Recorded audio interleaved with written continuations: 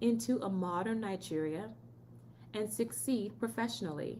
And there's nothing wrong with using a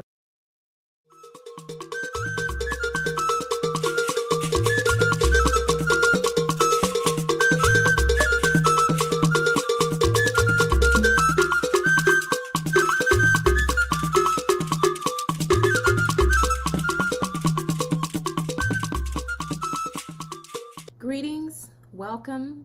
Hello, everyone. It's such an honor to be a part of this very special edition of the annual Igbo Conference. This edition is special because this time is special. The world is battling a pandemic. It's literally a race to stay alive. I'm speaking to you from the Boston area in Massachusetts of the United States. The United States is facing two pandemics, COVID-19 and anti-Black racism. To be honest, the latter disturbs me more than the former.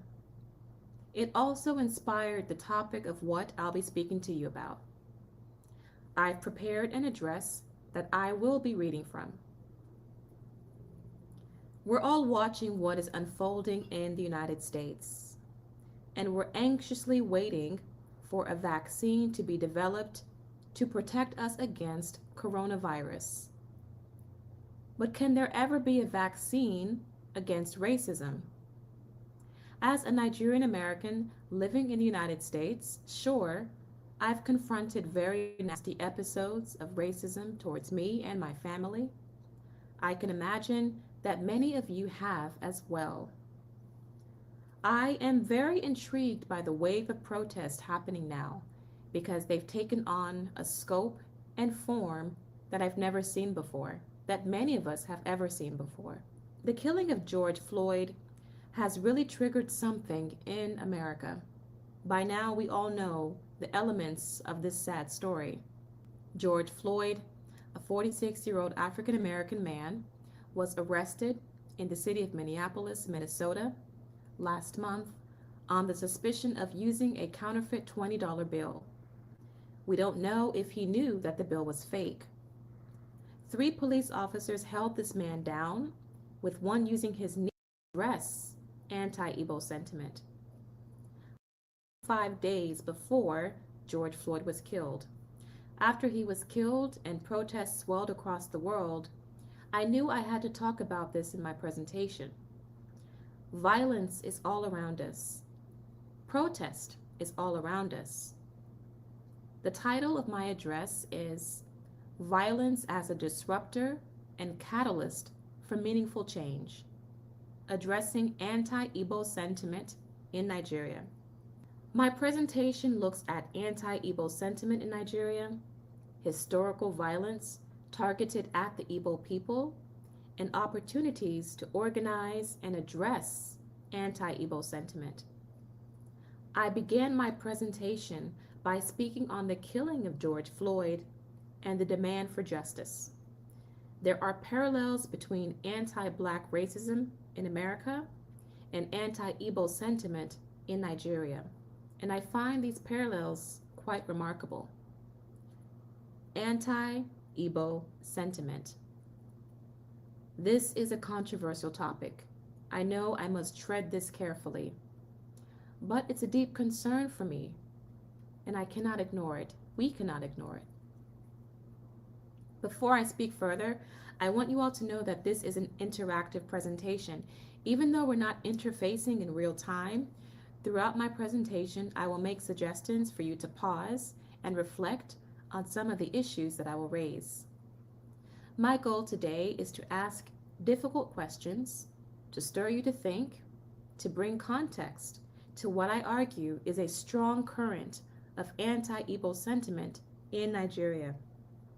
At times, that sentiment has been activated to trigger violence against Igbo people. So I want to begin with definition. Anti-Igbo sentiment. What is that? How would you define it? Are you stumped? It may help to get a few examples of the manifestation of anti-Igbo sentiment.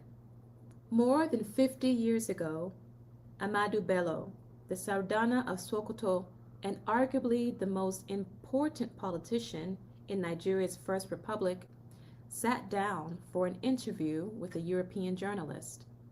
Many of you are familiar with this interview. It's made the rounds within discourse on Nigerian history and politics. In the interview, which you can easily find today on YouTube, a journalist asked Bello about the attitude of northern Nigerians towards Igbo people. Bello responded that the Igbo people desire to dominate. One thing I've noticed, Premier, while I've been here, is that Northerners seem to have, I might almost call it obsession about the Igbos. Could you perhaps explain that to me? Well, the Igbos are more or less the type of people whose desire is mainly to dominate everybody. If they go to a village, to a town, they want to monopolize everything in that area. If you put them in a labor camp as a laborer, within a year they will try to emerge as headman of that camp, and so on. He went on to promote the northernization policy to give positions in the north to northerners first. A northerner first. If you can't get a northerner, then we take an expatriate like yourself on contract. If we can't, then we can employ another Nigerian, but on contract too. Bello's comments came at a time when the Igbo people filled positions in Nigeria's civil service because meritocracy was the order of the day back then. Bello even mentions the glaring absence of Northerners in the civil service in the interview. In 1952, when I came here, there weren't 10 Northerners in our civil service here. His northernization policy could be considered as a useful form of affirmative action to give northern Nigerians a chance to be integrated into a modern Nigeria and succeed professionally. And there's nothing wrong with using affirmative action to give a selected group of people a chance to succeed. But I propose that chance to succeed should be given based on merit, not solely on tribe, skin color, gender, religion, or language. Unfortunately, in Nigeria, meritocracy fell to the wayside shortly after gaining independence from the United Kingdom. Between 2012 and 2014, agents of the Lagos state government rounded up people, men and women, packed them into buses that transported them to Onitsha in the southeast. There's a lot of debate on how many people were actually rounded up.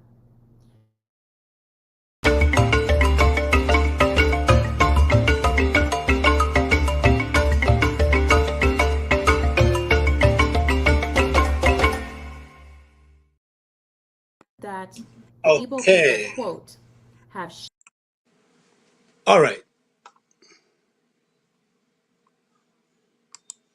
more blood than any other ethnic group. Sorry. Okay.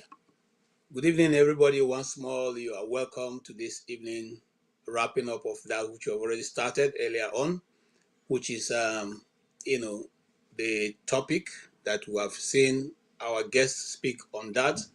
I just said to play that video so that our guests also have been dealing with other forms of, she has other interests that she has covered in Nigeria and indeed outside of Nigeria.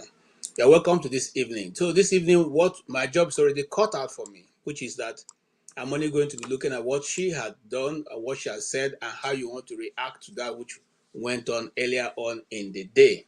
If you recall, she was here That's I'm talking about Chika, Oduah. She was here with Dr. Damages, and we had a very interactive session, which was very educative, very informative, and very entertaining. She also being not only a journalist, but she's also an entertainer. She's a dancer. She's everything. She so it was an all-round interview that we had with her today, and we are just going to weigh in and say which part you like the best, what are her views that you do not cherish that much. Of course, some people see her as controversial, but I do not. Why don't I see her as controversial? Because the issue of marriage is a personal thing. Everybody must not marry, and not because you are not married doesn't mean you are not able to go, to the highest of the pinnacle of, achievements on earth, irrespective of whether you are a man or a woman. So when some people come to the point of saying that, oh, because you hold such a view, you are not qualified or you cannot lead a community, I do not agree. History have shown us, especially in Black Africa, that majority of the women that we have led a very powerful roles in the past, that they were leaders of communities. In the Nigeria, in the Igbo land, the Aba women riot was led by the women. And, so I'm not going to go into that, but I'll leave you guys to make your comment on that. I'm just going to say that, because someone decides that he or she is not going to marry, doesn't reduce that person from being what God has called a person to be. I welcome you, Mr. Ike. I don't know if you were able to follow our guest, my sister Chika. Okay, let me not call her sister, Miss Chika Oduah, who was very, very, very, very entertaining, and in her discussion with us this afternoon. Did you follow the discussion? No, KJ, good evening, first of all. Happy Sunday. I was busy. I'm still in the office. I was busy while the thing was going on, but Okay. I only did that um, only that about, did he say women should not marry or what? So I wanted to ask, does she have sex anyway? If she's not married, does she also Okay. enjoy sex or she doesn't? Because I don't think for somebody to decide not to marry should be a topic. It's your choice if you want to marry. If you don't want to marry, Yeah, that's your choice. that's not the topic. She discussed relatively other portion, other things which we're going to look at. She was one of the first journalists that had interview with Boko Haram and their leaders, which I couldn't do. I had that opportunity, but I declined because it's a very, very, very dangerous thing for any journalist to do such interviews. But she did it. She took the interview, and she interviewed them, spoke to them, and all that. She also she had been able to speak to a variety of reporting. She reported on the Chibok girls. She reported on other things, in Nigeria. She reported also, and she had written a lot on the Biafran war, from the people's perspective. Yes, that is from a participant's perspective. In other words, those who survived it and those who went through it. And she has a website where most of these stories have been published, which is the Biafran's Memories.com, warmemories.com, which we can put on this platform later for those who want to go look at it. There are plenty of stories she had, published on that, people's accounts and all that. So she also was able to tell, which is what we have talked about on this channel, to tell the stories that the world has never heard. Before now, it's other people have told the war of the Biafran war. They've Very few have heard it from the mouth of the Igbos. Now, Igbo writers and journalists are reporting on this, and she also talked about that, how this is, being taken around the world. It was very insightful. So, you am I able to fill you in? Listen, KJ, you are in the profession of the sister who came here, so you should know better than me, who is a layman in your profession. So, um, I think I would rather be listening, because at my age right now, we have had so many stories about the Biafran Civil War. Sometimes you are confused. You don't know which one to hold on, which to believe. There is always a Really? counter. There is always a counter narrative to stories about the war. So at the end of the day, um, our hero, who is Emeka Ojukwu, I didn't know if he wrote any book about Civil War. I think it would have been the best way to write the story of what happened, because I know that I was a young boy when it happened. So everything is based on what we hear. Sorry, I have the company that are cleaning the offices. They are here. So Okay. All right. I think Okay. that wait, I've not finished. So I think Yes, that go ahead. you that participated in the whole thing should be able to maybe give us a lowdown of what was discussed. But like I told you, I was busy. But when I was hearing about there was a particular name, what do they call that name? The Bahuma tribe. So and I tried to Google what does it mean. Bahuyan They tribe. said they are free thinkers, are free that, and that's why I wanted to come in. My specific coming was to ask her, does she have sex at all? Because she's talking about not having marriage. Have she ever have a sexual relationship in her life before? Because I don't understand the issue of free thinkers, and so that was the area I wanted to talk about, because I don't discuss about something I don't know about. So I need to hear from other people so that if I have an opinion, I can. But that issue is what attracted me. I wanted to come in, but the office for me was busy today. So, but I don't know how you explain that particular name. What does that mean? Free thinkers and free what? So, Okay. We will try and look at it. But the free thinkers simply mean people who do not, they're not a regular, don't believe, they're not aligned, knowledge, they what to say the normal trajectory of certain lifestyle guard them from whatever they believe. Does not mean example. they don't. For example, they are more or less, those who believe in the feminist agenda. Of course, she says she's a feminist, but feminism has plenty dimension, which I don't think we should go into.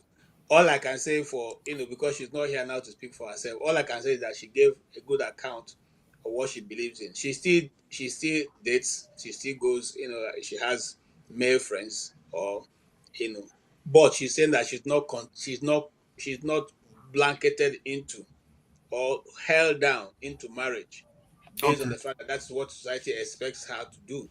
Okay, And automatically she's not ready to get married, but she has a male friend. simply saying that she believes in you do your own thing, I do my own thing, almost like Madame Luke will say, so that's a level I can try to explain it. But listen, Okay, but yes, no, listen, she listen to she she enjoy she go to the bedroom with a man, right? no, no, no, no. Just like That's AY, where my brother, because AY, I was watching him when he was talking. He was speaking like a gentleman, and the lady doesn't know who AY is. He was trying to fall into the trap of AY.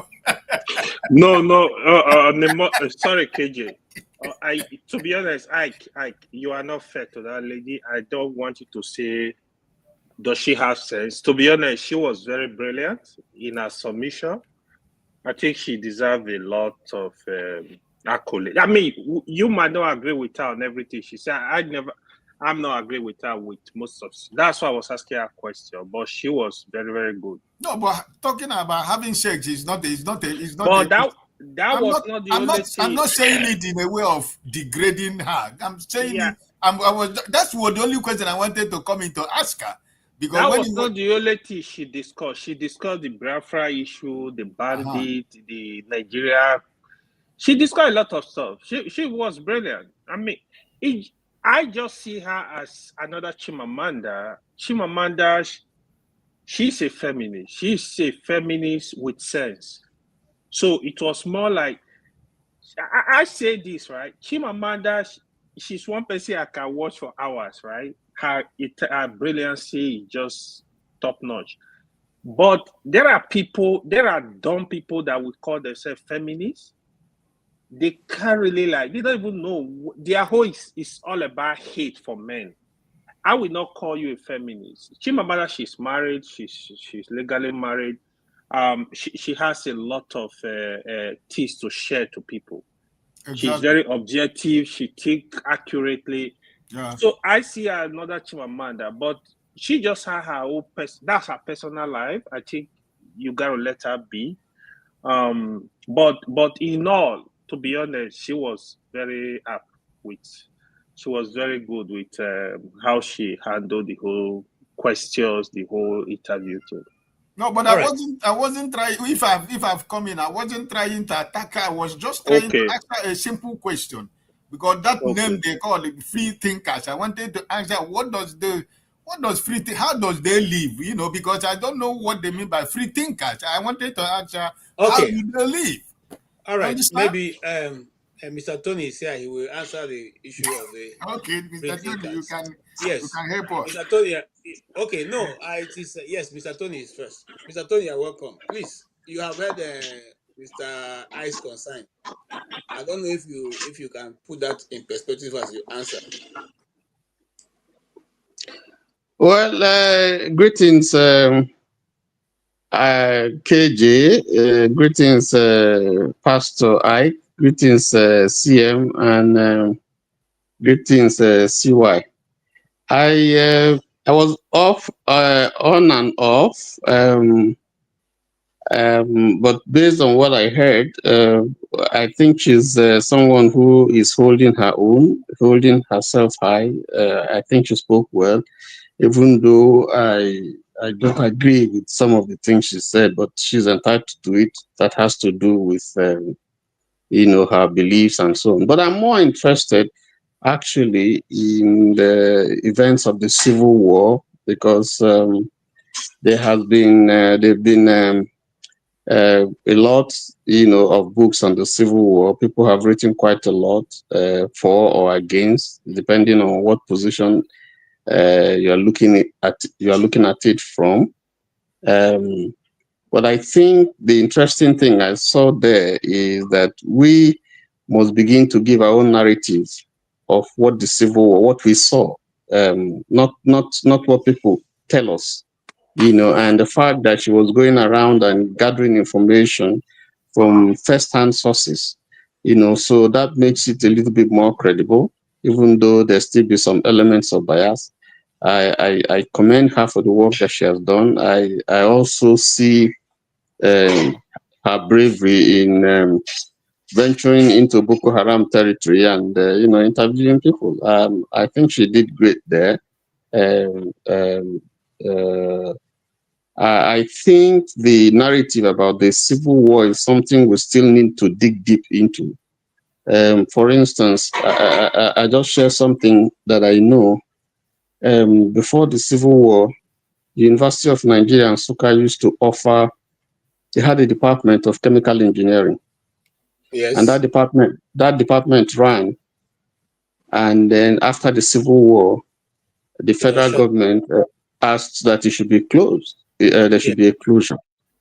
And if you look at the reasons why, you would see that Nigeria is the loser by closing that. And part of the reason is that some of the brains behind the inventions, the ingenuity of the Biafran army in inventing armaments, ordnance, converting passenger planes to attack helicopters and so on, was done from people, basically from people from that department. One example is, Professor Gordon Ezekwe, you have Musu, you have so many other people who quite did a lot, at the time when Biafra didn't really have support from a major country. So that ingenuity, which kept Biafra going and fighting, which Nigeria should have utilized, they saw as a threat. And they felt that, if you allow that, if you assemble those people, the Igbo man probably, for lack of the appropriate word, the suspicion that you don't want to put the Igbo man in a position where he can contribute to the growth of Nigeria. And look at now, we're facing Boko Haram and all the challenges. These are people who would have trained up people, mentored people, and we would long have been manufacturing our own arms and so on and so forth, helping the defense industry. All the bluff that we've been getting from international communities over getting arms, procuring arms, would not be there. If you take PRODA, for instance, Project Development Institute in Enugu, I don't know how many people who know about it. That place is dormant. And a lot of them, when they came back from Biafra, went in there to work. And I many years ago, I had some association with PRODA, and I know the prototypes of equipment that they were producing, they were manufacturing, and they just died there. So when I heard the army saying that Southeasterners are not fulfilling their quota, I just laughed, because we can understand the reason why. There was a time when, if you are from the Southeast and you are in the military, you are a step down. They put you one rank down your mates, not because you are not good, but just because you are from the Southeast. And then again, you would not command any sensitive you will not command any sensitive position in the military. And it was on for a long time. You saw what happened to Oduah Kiwi. It was on for a long time until Babangida changed it.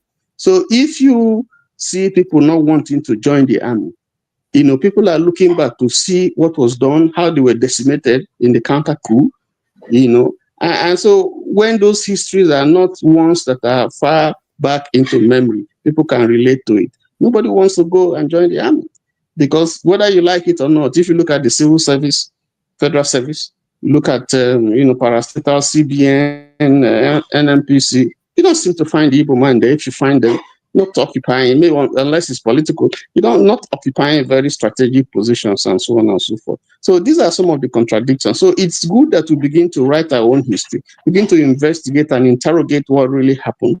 It's unfortunate that Ojukwu didn't write the book, because he said he was going to write the book. That would have been a very credible source too, that we can add to the array of material that we have already out there. But so these are the issues. So I commend her for digging deep and trying to bring to us, and those particularly for people of this young generation who really didn't know what happened in the war and who are clamoring every time for war. Because if you saw the devastations that it caused and the setback that it brought to the Southeast and to Nigeria in general, you would not want, and then if you see the way the government is going and people who are fanning the embers of war and so on and so forth, who don't seem to realize that, Nigeria is going to be worsted if we have another war. So you feel sorry. So I think I commend her. Let me just stop there so that someone else can. All right. Thank you so much. Thank you so much. I don't know for Kulata. I don't know what I hate to mention this, but I don't know what is fake that he's talking about. If you have the real information, please come up. You are a member of this forum. Come into the list and tell us what is fake.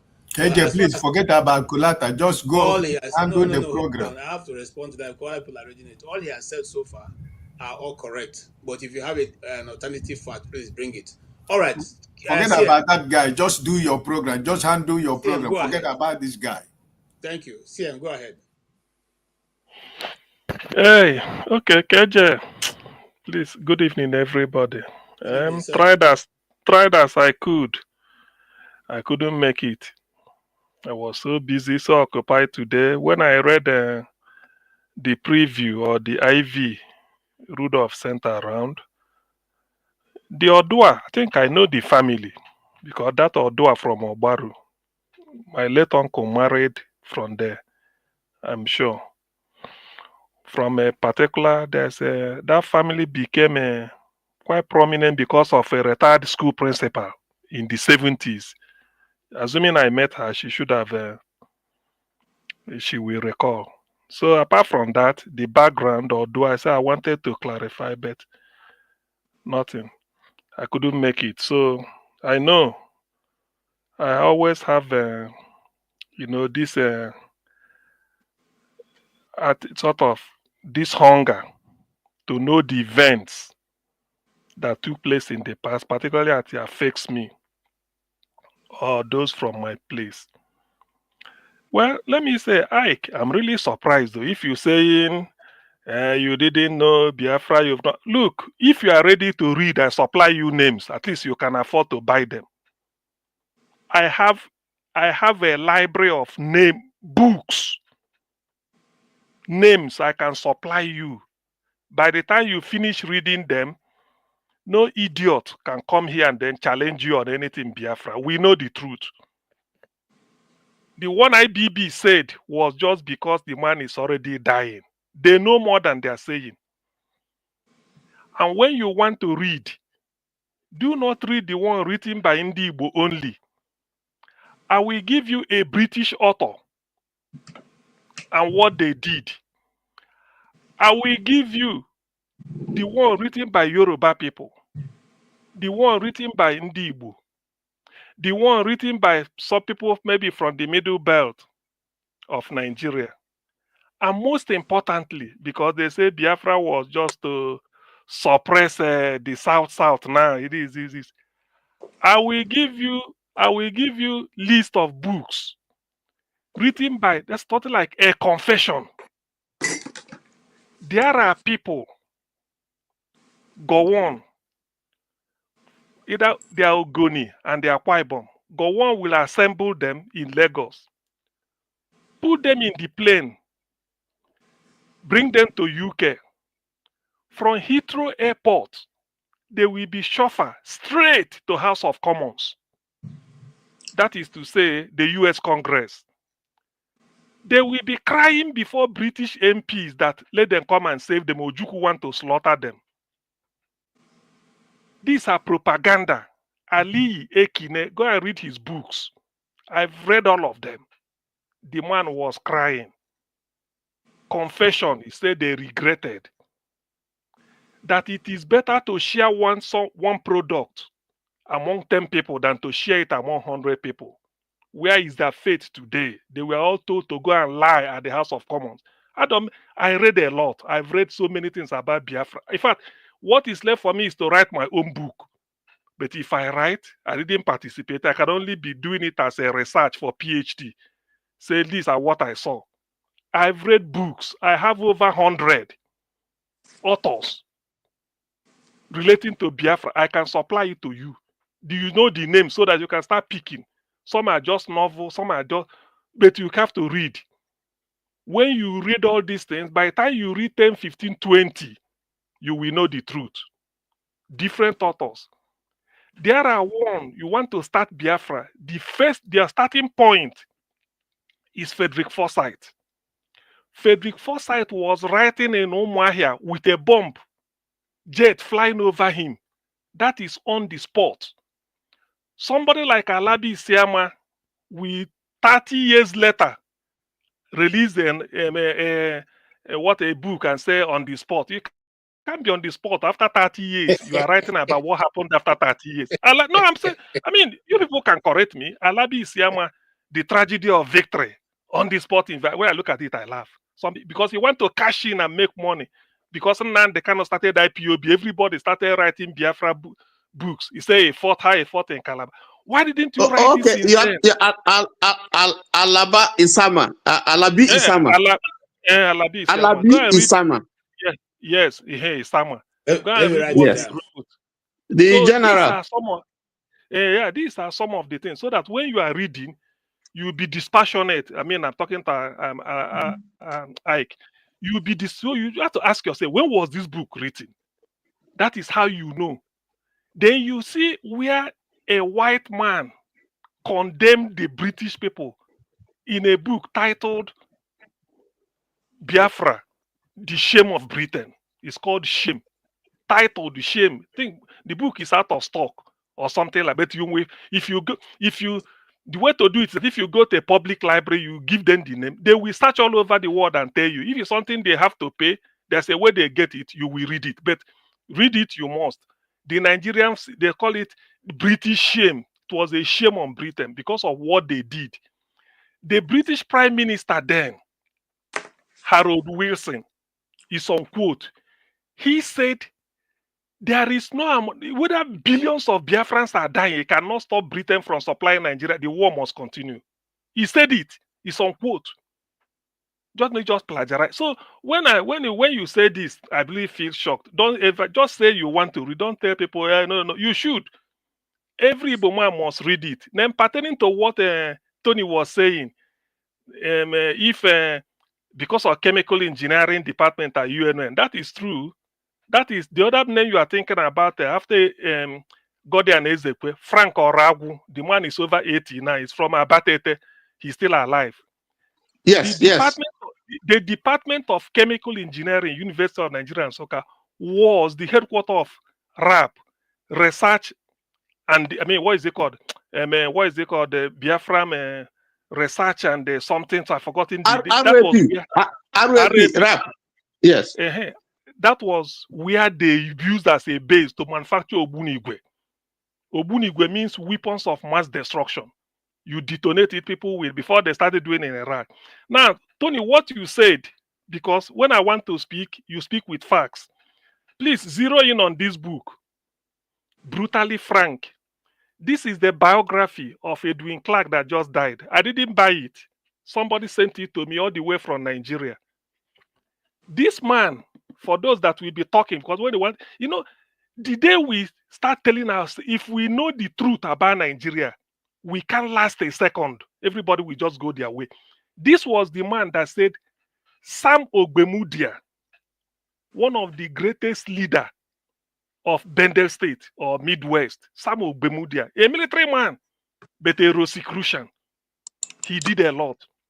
The man was part of Gowon's administration after the war with your Bafemi Awolowo as the Minister for Finance.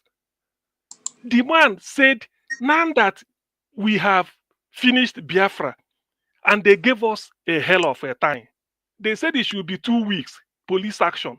Later, 3 months. From 3 months, 30 months. And they made important discoveries that it is better for us. It is better that we co-opt these people and use them as the foundation of Nigerian Defense Academy in Kaduna to be manufacturing all these things under Nigerian Army. Put them in the army, they are part of the army, and then they will be manufacturing it. Do you know, because of this, the man said they shout, Ogbemudia did it. When you want to present something at cabinet, you don't just take a microphone and speak. You bring it as a memo so that other ministers will consider it. He was shouted down. The man wrote it here. This is Edwin Clark. That's why I call it Brutally Frank. He said he must say the truth. Sam, God bless you. Listen. It is also here that when Midwest was created, because Awolowo, when he was doing all his magic in the West, Cocoa House at Ibadan, WNTV and the radio TV, before France got their own, everything at Ibadan. Oluyelo Industrial Estate, Bodija Housing Estate, the first housing estate in Nigeria. In fact, the first third road, or maybe this thing, Queen Elizabeth Road or something at Ibadan. Cocoa House. Cocoa House is 25-story building. They wanted to build it more than Independence. They said no, you can't exceed Independence building in Lagos. Otherwise, Awolowo was ready to make it more than up to 30 or more. But they blocked it, that he cannot build more than the Federal in Lagos. Liberty stayed on Ibadan. When he was doing all these things, Midwest, we are extension. This is what the man said here. I can open the thing. If you give me time, because I marked it, I read it out. And I bet my life, buy it and read. The man said, those of them from the Midwest felt that they are not getting anything. That the development is concentrated around the Ikeja industrial, because Ikeja was part of Midwest. Western region. Ikeja is short from Yaba and Shomolu in Lagos. They were all Western region. Lagos was only Lagos Island. Only a little bit, maybe up to Ido Terminus. So when they complained, Awolowo said, after all, what gives the Western region money? Is it not cocoa? Where does cocoa come from? Is it not Ondo, Ile-Ife, and all those areas? It's after all, you people not be only rubber and the plywood. What comes out from Edo State, is it not rubber and plywood or something like that? Say that there's nothing, that you can only maybe free education they enjoy. So they now say they want a region of their own. People like Jerete Mariere, what is the name? Jerete Mariere. If you Denis know Osadebe. Denis Osadebe, there this man, Festus Okotiebo, all of them, I've forgotten the one from Akoko Edo area. They started agitating. When they got it, do you know there was no asset shared? They did not share asset. It is written here. The man said the then governor of Western Region, when Gowon was in charge, was Colonel Robert Adeyinka Adebayo, who succeeded Frank Fajui when he was assassinated with Ironsi. He said they went to Ibadan, him as the commissioner for education, later commissioner for finance in Midwest. Ogbemudia was then the military governor of Midwestern region when it was created in 1967, when he changed Midwest to Midwestern state, from Midwestern region to Midwestern state, 1967. He said they went to Ibadan. Listen, when they went to Ibadan, they said the man Adeyinka Adebayo was Robert Adeyinka from Ekiti. Say he went to weekend. He's in his village. He said they drive there to go and meet him. There they met Sir Adeso, the former Oni of Ife. They were sitting there. He said he brought it. They said, why are they bringing this? He said, there's no asset to share. If you like, I open here and read it too, because some people, because let me ask you some questions. Let me ask you some questions. Since you read a lot of these books. Before I lose my train of thought. So the man now said it here. He said today, he said they didn't. He said the thing shocked them. That despite the fact that they were so progressive, no shishi was shared officially. Say, since we are now having a new region, nothing. So he said it here. So that's why all these things. Wait. No, let me bring you back because you're going to. Yeah, KJ, thank you. But let me ask you a question. Hold on, sir. Hold on. CM, looking at what Chika Oduah shared today, I know that that's part of what you are dealing with because she also wrote about the Biafran stories coming from individuals who were part of it. In other words, from the people's perspective. But what do you see about how her presentation and her work so far with Nigeria? She's one of the very few, and I mean one of the very few. I couldn't do that. I got that offer, but I turned it down to go and talk with Boko Haram people. But she, as a lady, braved it up, went to the hills, spoke with them, and what she said exactly is what we were told. When you finish your interview, make sure you leave because they are very volatile. They can start change their mind, and a lot can go down within a very few seconds. So, what do you see from her perspective of what she did with the time that she spoke with us, and and her writing also, which I'm sure you must have come across? You see, the thing is, what I would have, the way we approach that is, I would have asked her. I mean, I would have sort of appealed to her. You see, Nigeria is not worth dying for. Nigeria is not worth loving. Given the events of what we are seeing now in Nigeria, because when people now talk about Biafra, some people will say they no see war. The Biafra of war was our foreparents. The people talking about Biafra now, they are not talking of the events of 90. They are talking of what they see every day today. What they see now, the injustice they see today. Somebody mentioned, why is it that Ndi Igbo are not filling their quota in the army? They are coming to tell us. We want to fill our quota. Let us fill our quota in NNPC, Central Bank, LNG, Post Authority. When we finish our quota, then we can go and fill in the army. So you don't tell us where to start. Now they are coming to tell us, you recruit Yonyi Igbo, take him to Sambisa and he's shot. You recruit a Fulani or Hausa and then, what is it called? Repentant Boko Haram. You go and man them in the southeast with sacks of sand to protect people from traveling, and they are collecting toll. These are soldiers recruited at the same time. If you ask them, said, I'm only being 5 years in the army, and you are here collecting toll, your equivalent, who is an Igbo man, is in the north. Any Igbo man any Igbo young man who joins the army now, the Nigerian army of Boko Haram repentant, you know that the dowry paid with which the mother was married is in vain. Nobody dare do that. So I would have told Chika Oduah, concentrate your efforts on preserving Igbo narrative, Igbo identity. I hope say it openly. Forget about this thing. We've done so much. Sam Okparaji died playing on the field for Nigeria, slumped and died wearing Nigeria jersey. What did they do to him? Did you see any monument for Sam Okparaji, any street? National Stadium in Sule should have bearing Sam Okparaji Stadium. The man slumped and died there. There has never been any Nigerian that was playing and then slumped and died. What did we do to him? Okonjo-Iweala worked very hard. Nigeria got debt recovery. Since 1965, we started borrowing money. What happened today? What happened? The best economist ever to come out of Nigeria. What happened? So I would have told Chika, say, look, don't waste your energy. Use the remaining part of your life. Concentrate on preserving Igbo memory. This Biafra, where we lost 5 million people, the first genocide in Africa and second in human history after the Holocaust. Yet, no monument. Not even a cement and sand to say Biafra monument. But in 2019, Oshibajo went to Kigali to go and hold candle on behalf of Nigeria to commemorate Rwanda. When you have your own. So I would have told the lady, say, forget about all those openly.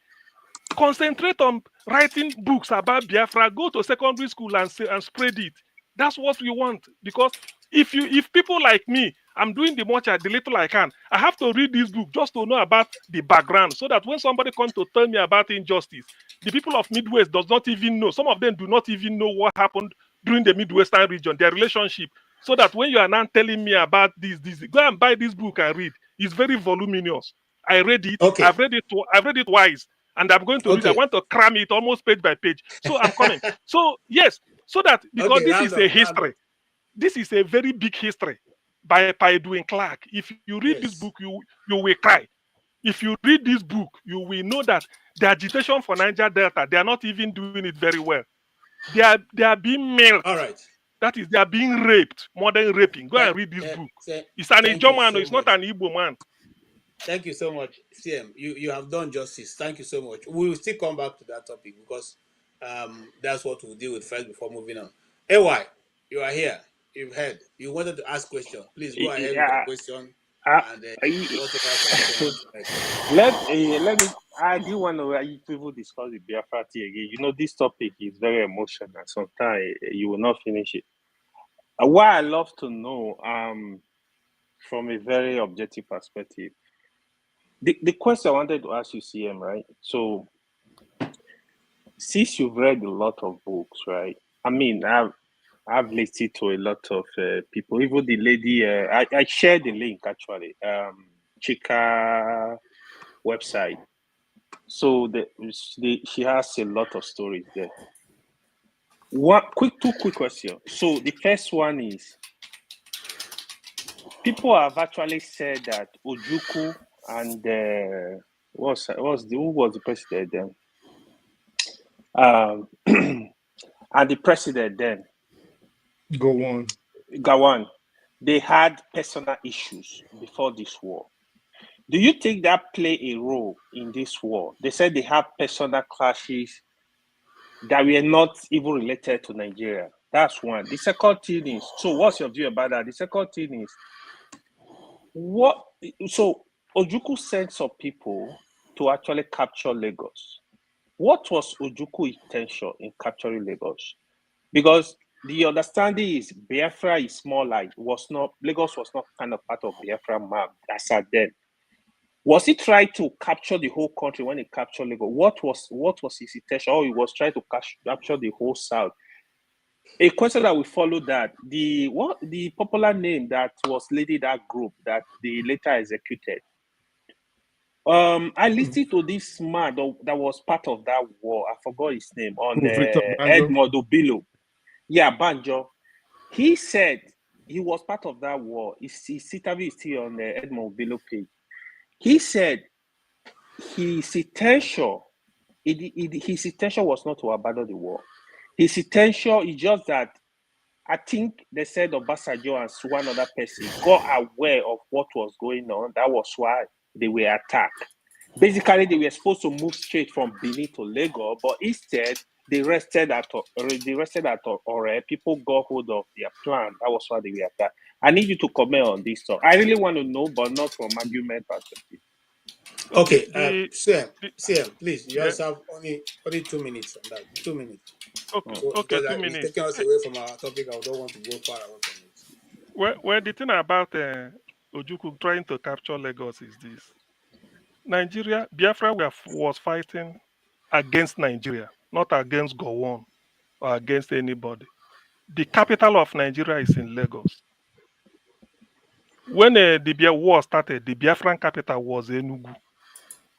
When the federal troops, Nigeria, came to destroy Enugu, Ojukwu moved the capital down to Umuahia. It's only fair when you're fighting another country because you've already declared your sovereignty. Where do you get, unless you get the commander in chief, you've not won the war. So Juku's target was to make sure that they unseat Gowon in Lagos. It's not deliberate, not because in the course of yes, it's not because in the course of it, then suddenly Ado Ekiti, all these the Ondo, Ogun State will now become part of the no. All those ones are just should be there. If the capital has been in Abuja, Biafra would have been heading from the southeast towards Abuja and not to Lagos. So it's just because the capital is there. That is just the simple reason. It is also stated in this book written by Biafra, Urban Wog and Susan Kronje, Biafra, Britain Shame. This argument was presented there. Then the other one of what was it? The personal something issue between Biafra and the personal issue between Ojukwu and Gowon. No, even if there had been personal issue between Ojukwu and Gowon, everything was resolved at Aburi. Because at Aburi, when they discussed as brothers, Ojukwu actually said they were in the same car when they were going back. Yes, Ojukwu I'm said, actually going to say something on that. Just waiting. So Ojukwu, when they went to Aburi, after everything has been trashed and discussed, before their host, Major, I think General Ankara, Ojukwu proposed that when they get back to Lagos, which is the it's network. UK network. But we've been listening to one person for like 30 minutes. Ojukwu will make we had to discuss broadcast. Okay. Proclaiming Gowon as the head of state to show that they've agreed on brotherly. Then Gowon will now say what he wants to say. On their way back to the airport, on their way to the airport, commissioner or high commissioner in Lagos called Gowon. It means is that the center will now be loose. The regions will be stronger. So Gowon abandoned. It was the Britain that advised him. It wasn't maybe they said the Northern Fulani or maybe it was Britain that told Gowon, don't do it. KJ, when is we that know what over, is that you don't know what you signed. Simple. All right. Thank you so much. Let me now comment. You know, that's a question. You already commented. All of you already No, commented. I need to speak about the lady, right? No, you already did. No, everybody already spoke. I was the one waiting. Okay, let I think you speak, and then after further, if you have any contribution, I'll come back to you.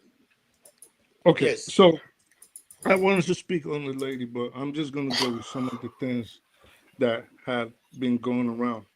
And I wish more people were like Tony, and I wish more people were like Chika when they talk about these issues that Nigeria has been debating since the end of the Civil War in 70. And why do I mention Tony? Even though I know Tony leans towards a certain side when he discusses this issue, but Tony is usually very, very objective. And for someone that actually lost his father as a young boy in the war, and when he talks about this man, his father now, you can sometimes hear the pain in his voice. You can hear the regret. that he's always on some, I wish my dad was here. Now, this is a man that I would believe is more than likely in his 60s. Even if his dad was alive when he was an 8-year-old boy, I don't think his dad will still be alive now. I mean, also depending on when he had Tony, right? But when you hear Tony talk about this issue, Tony is usually very, very objective. Like he is on most issues. This is why I love listening to him. Chika the same way. And this was why, if you rewind the tape, you would hear the first thing I said to Chika was, okay, based on what you told us. And when she was discussing this with people and answering questions, you can, and I don't know if it's based on her Western upbringing, but she was neutral. Now, I'm not saying don't take a side, but I think it'll help Nigeria moving forward, especially since this is a very sensitive issue. We need to relax with thinking my side was not guilty of anything done and this other side was totally guilty. That is not how war works. And that certainly was not how the Nigerian Biafra war worked. Now, Edwin Clark was, I think he was the aide de camp to, if I'm not mistaken, Okotiebo. So he would have some insights on what happened on that era. But it's Edwin Clark, just like IBB, someone I will take serious on their permutations of events in Nigeria? No. And why wouldn't I take them serious? Because these are consummate, corrupt men, unbelievably corrupt. So therefore, they will tend to be liars. And I would not listen to them. At least I wouldn't take them serious. I'm not saying somebody else shouldn't take them serious, but I'm saying, in my opinion. So we cannot sit here Me too. now and say, well, the federal troops on Nigeria was totally bad, and Biafra had no issue in how they treated, for example, minorities in the Eastern region at the time. They did. There are actually parts of Calabar, which is Cross River right now, that have celebrations of when they got what's the word they always use when they say the federal troops rescued them from the hands of the Biafrans. There are places in rivers that have celebrations to commemorate those times. The Midwest was invaded. The Midwest was neutral. It got invaded. And to what AY was saying, the reason Banjo stopped at Ore was because he did not want to go into Yoruba land as a Yoruba himself. Now, if you think Ojukwu, who had already imposed a governor on the people of the Midwest, was going to go into Lagos and not impose a governor on them, you are sorely mistaken. That was what was going to happen. The West was going to become a battleground. And this was what the Yorubas were trying to avoid. So I say all that to say, yes, the Southeast today, the Eastern region, bore the brunt of the war in Nigeria. Yes, people were killed through starvation. Yes, people were killed in wars of attrition. We get this. We understand this. But I think it should also be imperative for the southeastern part of Nigeria at some point to acknowledge that they were not totally innocent in all the happenings, just like the rest of Nigeria wasn't innocent in all the happenings. And I think this is the only way we will achieve peace. Because if you keep saying, you did this to me, you did this to me, you did this to me, and the other side is saying, well, yeah, we did, but you did it. And you're saying, well, you apologize, but I'm not going to apologize. We are always going to be at an impasse. You see what I'm saying? So no side was totally innocent. Yeah, we agree. Nigeria at some point should make do and, I don't know, maybe invest in the Southeast and try to bring them out of that mentality somehow, to just show like, listen, you are still our brothers, not just in talk, but also in action. Yeah, at some point, Nigeria got to do that. but we cannot just sit on one side and say it was the fault of the other side. Then we had no fault in everything that happened. Okay. Well, Thank you so much. KJ, just a brief pushback. That's what they call we seek for education to enable us to discover facts and to be objective in analyzing social and historical occurrences and institutions, collating all the facts, assembling them into possible theses, balancing all the possible premises before arriving at a conclusion that we can say it is fair and reasonable. That is the purpose of education. I believe in education for culture and culture for service and service for humanity. When I'm talking, I'm not talking because I was a participant. I'm telling you what those that participated wrote. All this idea that maybe Biafran troops did this here. The highest massacre, people may not know this, didn't even happen in the southeast, the area they call the southeast. The highest massacre ever in that genocide was at Yasaba. It's not where they call the southeast, it's at Yasaba. Alani Akinriade is still living. Go and ask him. They were the people that led the troops. So when they say Ndibo invaded the Midwest, where is the death toll? Asaba was part of Midwest. Asaba was Western region when Awolowo was premier. Later it became Midwestern region. The highest massacre was at Asaba because it wasn't protected. So it wasn't Ndibo, it wasn't Biafran troops that did it. The way it happened was because those people are Igbos. Remember Nzogu, for which Ndibo are being punished till tomorrow. Any child now that want to contest Nigerian president tell you, they kill Saduana. These are them now. I think they are gathering. This is their very soon they will start their session. They say that Nzogu is from Obanam, which was Midwestern Western region, then Midwestern region, then Bendel State, then Delta State. Babangida said it in his book that Nzogu is even more Hausa than Midwest. Now, what happened was, because that area were protected, Biafran troops weren't there. These people, in an attempt to ingratiate themselves to federal troops so that they can be saved by Nigeria, they denied being in the Igbo. Fair enough, they want to survive. On the day, what I'm telling you is, I think because of this, KJ will bring the video. What I'm telling you, on the day, October 1968, they dressed in their best regalia, prepared food, with dances. We want to welcome federal troops to liberate us. They lined them up and shot them. The present people in Asaba. Hold on, because some people want what these people. No, this. Tony, No. I know when somebody. Tony's people took part in that. Yeah, exactly. Thank God, at least. Took part, so you don't have to go too far. So I'm coming. Tony has so said what? It over so and over. No, what I'm trying to say is that when they say invaded Midwest, they were passing through to go to what is the invasion? The people that invaded Midwest are the federal troops that slaughter people at Asaba. Is it okay? Let me ask you one question. Fuck with that. Excuse me. Fuck with that. Say memorial today. That is one. Then this idea that maybe federal government should invest in the southeast or this thing for how long?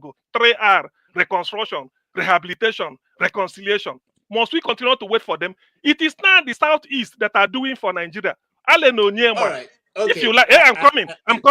Hey, no, let me make this point. Otherwise, don't shut me up. Allen Onyema, I don't know how old, whether he was up to 10, he was maybe 2 or 3 or 4 years, if I thought he was being born during the war. Allen Onyema will stand the person giving Nigeria free of charge. Anywhere Nigerians are trapped, he brings his aeroplane free of charge. No Nigerian can ever do it. So this idea of telling us to Nigeria should come and invest in the southeast. We are talking of how to make Aba, which is having power supply. We want to develop Nigeria. Don't come and develop. We don't need Nigerian money anymore. We are developing ourselves. Let me ask you when somebody come, you think, no, we don't. We've gone beyond that. It's We've okay. gone beyond that. AJ, So, please, Thank you. let's not make somebody this should not be. Biafra discussion only, please. So, Let's Let's let's Biafra, Yeah, let's let's move complete. on. let, Let's move on. It's let's not this move gonna on. idea of finish. Yeah, let's Yeah, move on, please. let's move on, Let's bro. move on. they should come Let's and move help on. All right. Ndibo. Help what? We don't need it anymore. We've Okay, gone beyond it's that. okay now. It's okay. Simple. Yeah. All Let right. them help our Almajiri somewhere, not us. Forefather is sleeping. Forefather, can you hear me? I can hear you. For All Father right. Link Queen, Do you have anything to say? Did you listen to Chika or the Oduah's interview and what she Um, said? What's your view on the fact that she said women are not, marriage is not the ultimate for any woman, and so she doesn't believe, in marrying and being confined in one, direction, because as Madam Luke rightly put it, love does not last that long. Love don't live here anymore. After 2 decades, love may decide to go his way to another place. What's your view on that, her stand? And what else do you want to talk about her view also regarding Nigeria and the rest? it's a shame I didn't hear too much. Actually, I didn't hear anything about her other than when she wanted to round up. But if she said anything about marriage the way she did, obviously I disagree with that type of approach. Nobody is saying that marriage is like a something And then, that sorry, every woman. what's your view of the Bohemian lifestyle? The Lifestyle. Bohemian lifestyle, yes. She's proposing. She's supporting the Bohemian lifestyle. She is Yes. one. She is one. I think for her and for a few people here and there, it's fine. You can do that, but societally, it's terrible to encourage such a lifestyle. It's bad enough we are quite loose already.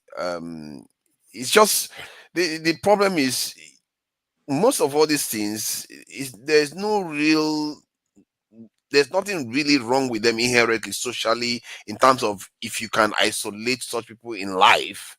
But the problem arises when you have to compete with other cultures. It's like somebody that doesn't want to do weightlifting. It's good not to do weightlifting, but the day you meet people that do weightlifting, you're going to pay. It's just that simple. And when these people say this thing, they don't understand that society, the life you live every day, there will be judgment. They don't understand it. They just think you say stuff and you leave it one day at a time and there will be no consequences to it. There is a reason why societies that are very, very, some of the most chauvinistic ones, the most warrior like kind of culture, they are the ones that dominate the world. You like it or not, I wish it was the hippie ones that were ruling. We'll be enjoying life. We're not going to be seeing all these wars. But the truth is, the moment the muscular ones show up, they will kick all of them to the curb. And let's see how those hippie and bohemian lifestyle is going to save you then. It's just that simple. We can't be children. This is the real world we are in. For better or for worse, that's the world the creator decided to create, where a leopard would not let her child go hungry when an antelope has a child, a calf. It would take that antelope child to feed her own. That is the world you live in. You can't come here and tell me that you should just go and believe in the bohemian lifestyle and encouraging our women not to get involved in marriage.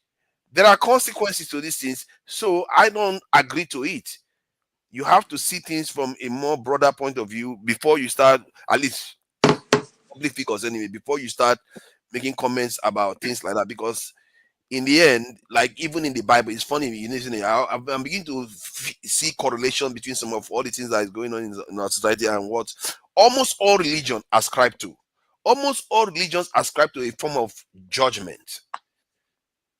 And those religions that ascribe to a form of judgment, they often come with moral, ethical warnings and things that people need to do, guidance. There's a reason why they have those things. If you don't have it, there will be consequences on the other side.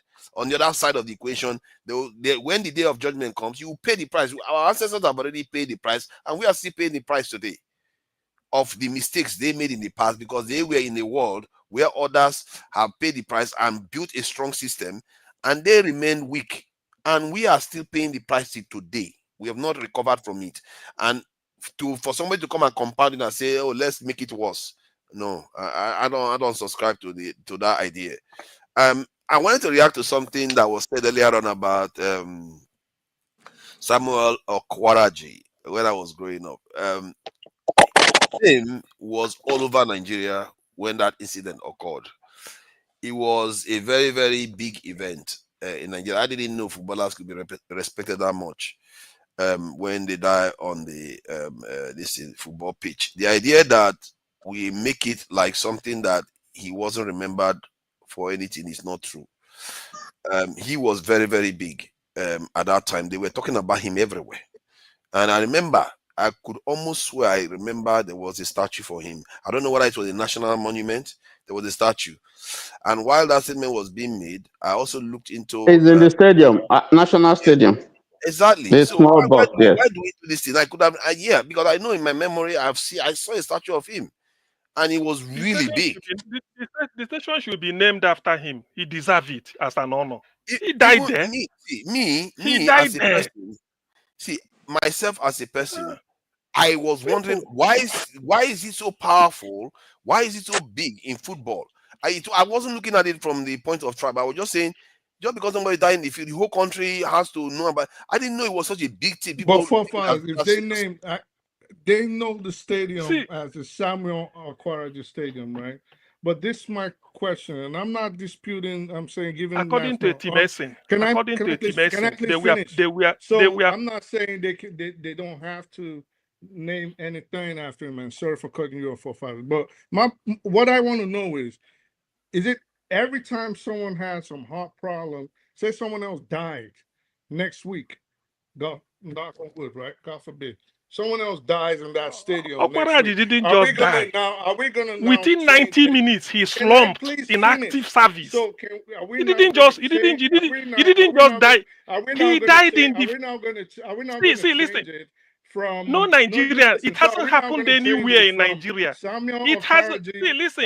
Samuel Okwaraji died within Nigeria against Angola, 12th August 1989. Somebody else's. CM, hold on. I speak the truth. Hold on. Also, please hold on. And I understand what I speak the truth is trying to say. Is it that every time somebody dies, then we'll have to find a piece of land or a piece of furniture or a piece of something to name the person after? No. Hold on. Without necessarily taking any side, I want to call out Okwaraji's achievement for Nigeria. At the time Okwaraji was playing for the national team, he was one of the first PhD holders to play in the national team. Secondly, he was the one who most of the time used his personal money when Nigeria didn't have money to sponsor the national team, either lift them or put them in hotels and pay for their stay in those places. He was one of the first Nigerian players that used to use his own personal money, come play for Nigeria and go back with his personal money. So his sacrifice for us at that time, we were still, small boys, was too much. It was an exemplary, example of what patriotism is all about. KJ, he was not even invited to he came by himself. Yes, he played and they saw him. I think what CM is saying, which I buy into, is he died on active service. It's a different thing from somebody who's been playing and then he died on active service right there. I mean, so it's a different. I like giving reference. Maybe because of this, I will tell Rudolph to bring Etimesin. Etimesin said then he will tell them, say, look, why are you taking money from Nigeria? Play it free of charge. He comes free of charge, plays and goes home. Sacrifice. When people are looting the country, within 90 minutes he slumps, and somebody is telling me, you see, the thing is that people tend to everything they water it. Hold on, please. Everything about Onibu, they water it. You come here and water it down. He said anytime somebody dies. What do you mean by anytime somebody? How many Nigerians have died within 90 minutes? How many Nigerians? It'll be fine. What are you talking about? You don't want. This is about somebody. You don't KJ, give me water it. 30 We're seconds. not talking about Hamas. This is not Okay, about so Hamas. all I right, mean, CM, hold on. KJ, Let's give hear me his own view. Let's hear his own view. give me 30 seconds. This guy talks like a Go little ahead. time. Go ahead. So what I'm saying is very simple. He needs to be honored. We know this. You know, if you've read of his exploits, if you were young at the time, you liked soccer, you know who he was. So nobody's saying nothing about that. But what I wanted to ask forefathers, and which I'm asking everybody, which we know the stadium right there in Lagos is basically known as Samuel Aquaraji Stadium, right? But maybe it's they a lie. haven't. It's a Maybe lie. they haven't formally. Can you be That's a quiet? So lie. It's called maybe they National haven't Stadium. It's a formally. lie. Maybe they haven't formally. You live in the East and you're gonna argue with people anyway. So maybe they haven't What do you mean? formally. What do you mean live in the? What do you mean live in the East? You They that live haven't. in Okay, you all that right. live in Let's move Gaza. on. Let's Wait, You hold on. you no. So maybe, Don't you respond to that that. live in You just Gaza. move How on. can you so that live in maybe. Gaza? No. Somebody who is maybe they living in haven't. Gaza is telling me. CM, All right, hold yeah, on. yeah. You just So said maybe about they haven't hold on. formally named it that, but everybody knows that they It's are a lie. supposed to honor him That's a they have that's to a lie. honor him Nobody in a knows it. certain way. It's called Okay, But all National right. I Stadium. think can I you need to. cut him off? Hold on, guys. Hold Let on. me I need speak. to moderate. You I don't don't come want. here and I don't tell want. lies now. I So don't want off your mics. No, hold on, guys. I don't want my to point mute you across. guys. Hold on. And like I said, I understand your point. I speak the truth, and I understand your point also, CM. But I want us to look at major places that have been named after people in Nigeria. I'll take the National Stadium in Abuja. It's called MKO Abiola Stadium. Okay. If we just go back down a little bit, if we had a copyright, I would have played Fela's music concerning Abiola, who is named after the international stadium in our federal capital. There are Teslim roads. Balogun. Yes, Hold on. Let's not even. Teslim is even a good guy. Okay, let us go to Sani Abacha. the names, yes, of places. Abacha has a barracks named after him. Okay, the international airport in Lagos is named after Murtala Mohammed. This is the guy who committed a genocide in Asaba. He's the one who had that. So when people are saying this thing, you see, I come here emotional. I say Nigerians are lacking forefather. Hold on, sir. But I think KJ, Nigerians are lacking in patriotism because those who have been patriotic, we've seen them serve Nigeria, drop dead before our eyes. Nothing. but KJ, I Or guess my done. point. I guess my point That's the is point CM is driving at. right, Not and necessarily because this is I the agree. point. We all agree that they have to formally honor this man, right? But I think where I'm disagreeing with on two bases. What if that occurs again? And let's not, because what he's doing, and which I think everybody is being circumspect about and not saying nothing, is he's putting an ethnic connotation to it. He's not saying it directly, but this is what he's inferring. And I think that is a problem because if we start putting ethnic colorations to everything we don't agree with, then at what point do we stop looking at things from myopic views? All Everything right. has to be Okay, let's ethnic make or progress. religious. Like, come on. Thank you. See, Let's leave it at that. Let the discussion go on. Let's see, leave it at that. No, MKJ. Oh hold no. on, guys. I think we have done with this. Whatever she did today. Let's move on. We have Yes, finished. KJ information, just 1 second information. Yes, sir. I was at the stadium on that particular day. I was at the National Stadium watching that ball live when this young man slumped and died at the National Stadium. So it's not, it's a That's story for good. another day, as you said. Okay. I was telling let's leave it that to that day. Oscar on the comment section now. He never believed me. It's okay. Okay. KJ, this discussion, you got to manage No, it. I've not even finished what I was saying though. But he All did right. get. Let It's me read because some of the things that they did on his behalf. It says, yes, Baraji was honored nationally through various means, including a bust at the National Stadium in Lagos, a memorial lecture on his death anniversary, a Google Doodle on his birthday. Additionally, the Nigerian Football Association marked the 30th anniversary of his death with a video tribute. A national football tournament, the Sam Okwaraji Memorial Football Competition, was also launched in his name. This is national stuff. And the idea that this is not happening, and we have to just do a little bit of this is not hidden information. It's right there in the public for you to see. He was a breadwinner of his family. How much was given to his mother? And now let me finish. Let me compare it to what happened in the UK. I can give you the picture of Farm Okparaji's grave and how that monument has been left. Now forest it be now. That is Nigeria for you. That's for everybody in Nigeria. Don't even go there. In the UK, let me finish what I want to say now. Jesus Christ. In the case of the UK, I try to compare similar events, and the way it happens, they are even barely noticed in the case of the UK. You can't remember the name of somebody that died on behalf of the UK, but they did. So the idea that I speak the truth is right. Oh, he's got his name back. Okay, good. He's got his name back. KJ, please right. always be tribalizing everything. KJ, listen, I'm always on the other side. Some people are on the other side. So when you want to, balance the discussion, when you allow people on one side, the brigade on one side to speak, you allow me on the other side to speak. See, okay, Sam, no problem. See, listen. Listen. You have 1 minute to just like forefather. Listen. Etimason, until you listen to Etimason's interview. Etim said this is a chap. There has never been any patriotic Nigerian, a sportsman more than Okparaji. How can you sponsor the national team?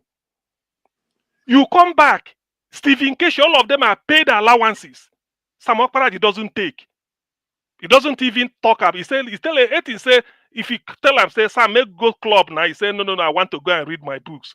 Tomorrow I'm off. He said, what about our money? You're off. He said, did I come with money? I paid my way and I'm going. Etimason said, it's on tape. Maybe because of that, I will look for it and bring to you. Interview. And the guy is slumped on the national. And people are telling me, somebody is saying, not every time somebody died. Why is it that? Do you know that today? Let me just put this in because I know, in Nigeria, we pretend. Today, it is normal for Allen Onyema to bring out his plane to carry any Nigerian free of charge. Hold on, I'm coming. They forgot that Allen Onyema is Igbo. And because he's Igbo, he's IPOB. And because he's IPOB, he's a terrorist. They will forget about all this. CM, quick question. CM, hold on, please. Let me hold on. CM, Dr. CM, hold on. Dr. CM, let me borrow 1 minute from you, please, because but he has only 1 minute. Okay, 30 seconds. Hold on, Dr. CM.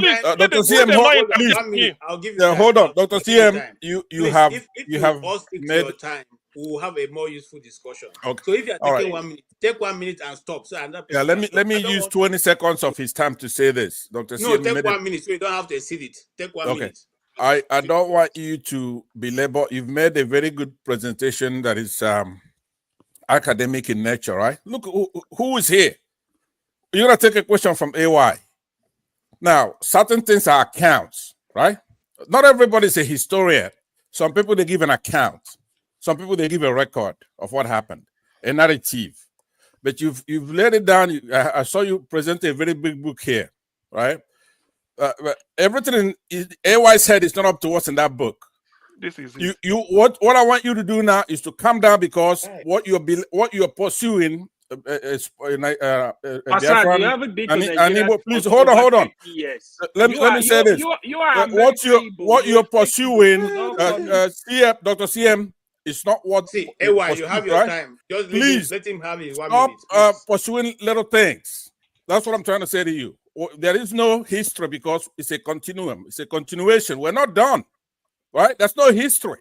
History means something that happened in the past that's not continuing now. What we should be studying is the future, actually. The war is not over. If they want to make things okay, fine. Right? But please, stop pursuing a little thing. Somebody slumped. They didn't pay him. Fine. They killed millions of our people. Right?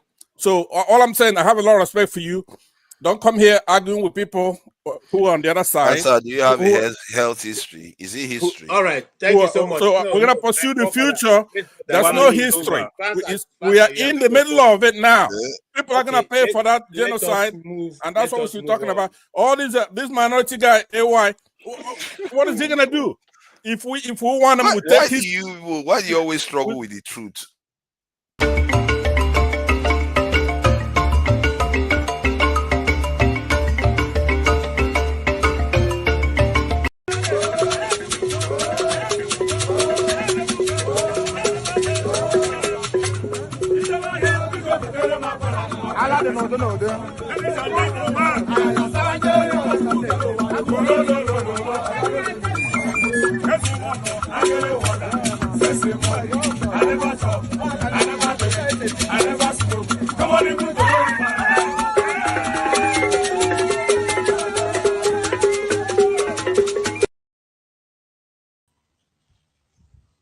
When evil reigns, there is darkness everywhere. The people are sad. But when we bring evil upon ourselves, who are we to blame?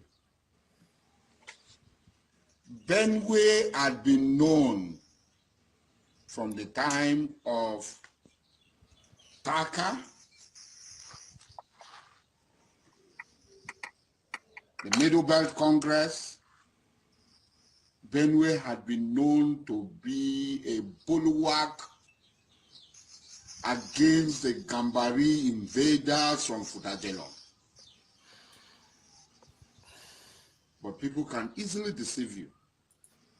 The Gimade, the Akumates, the Orotor,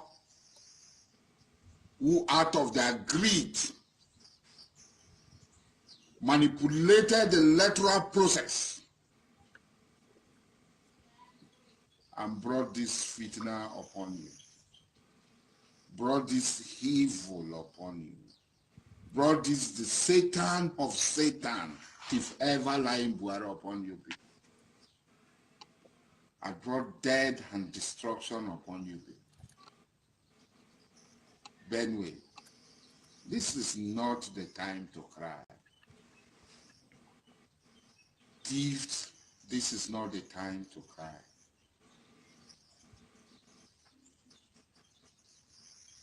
Idoma, this is not the time to cry.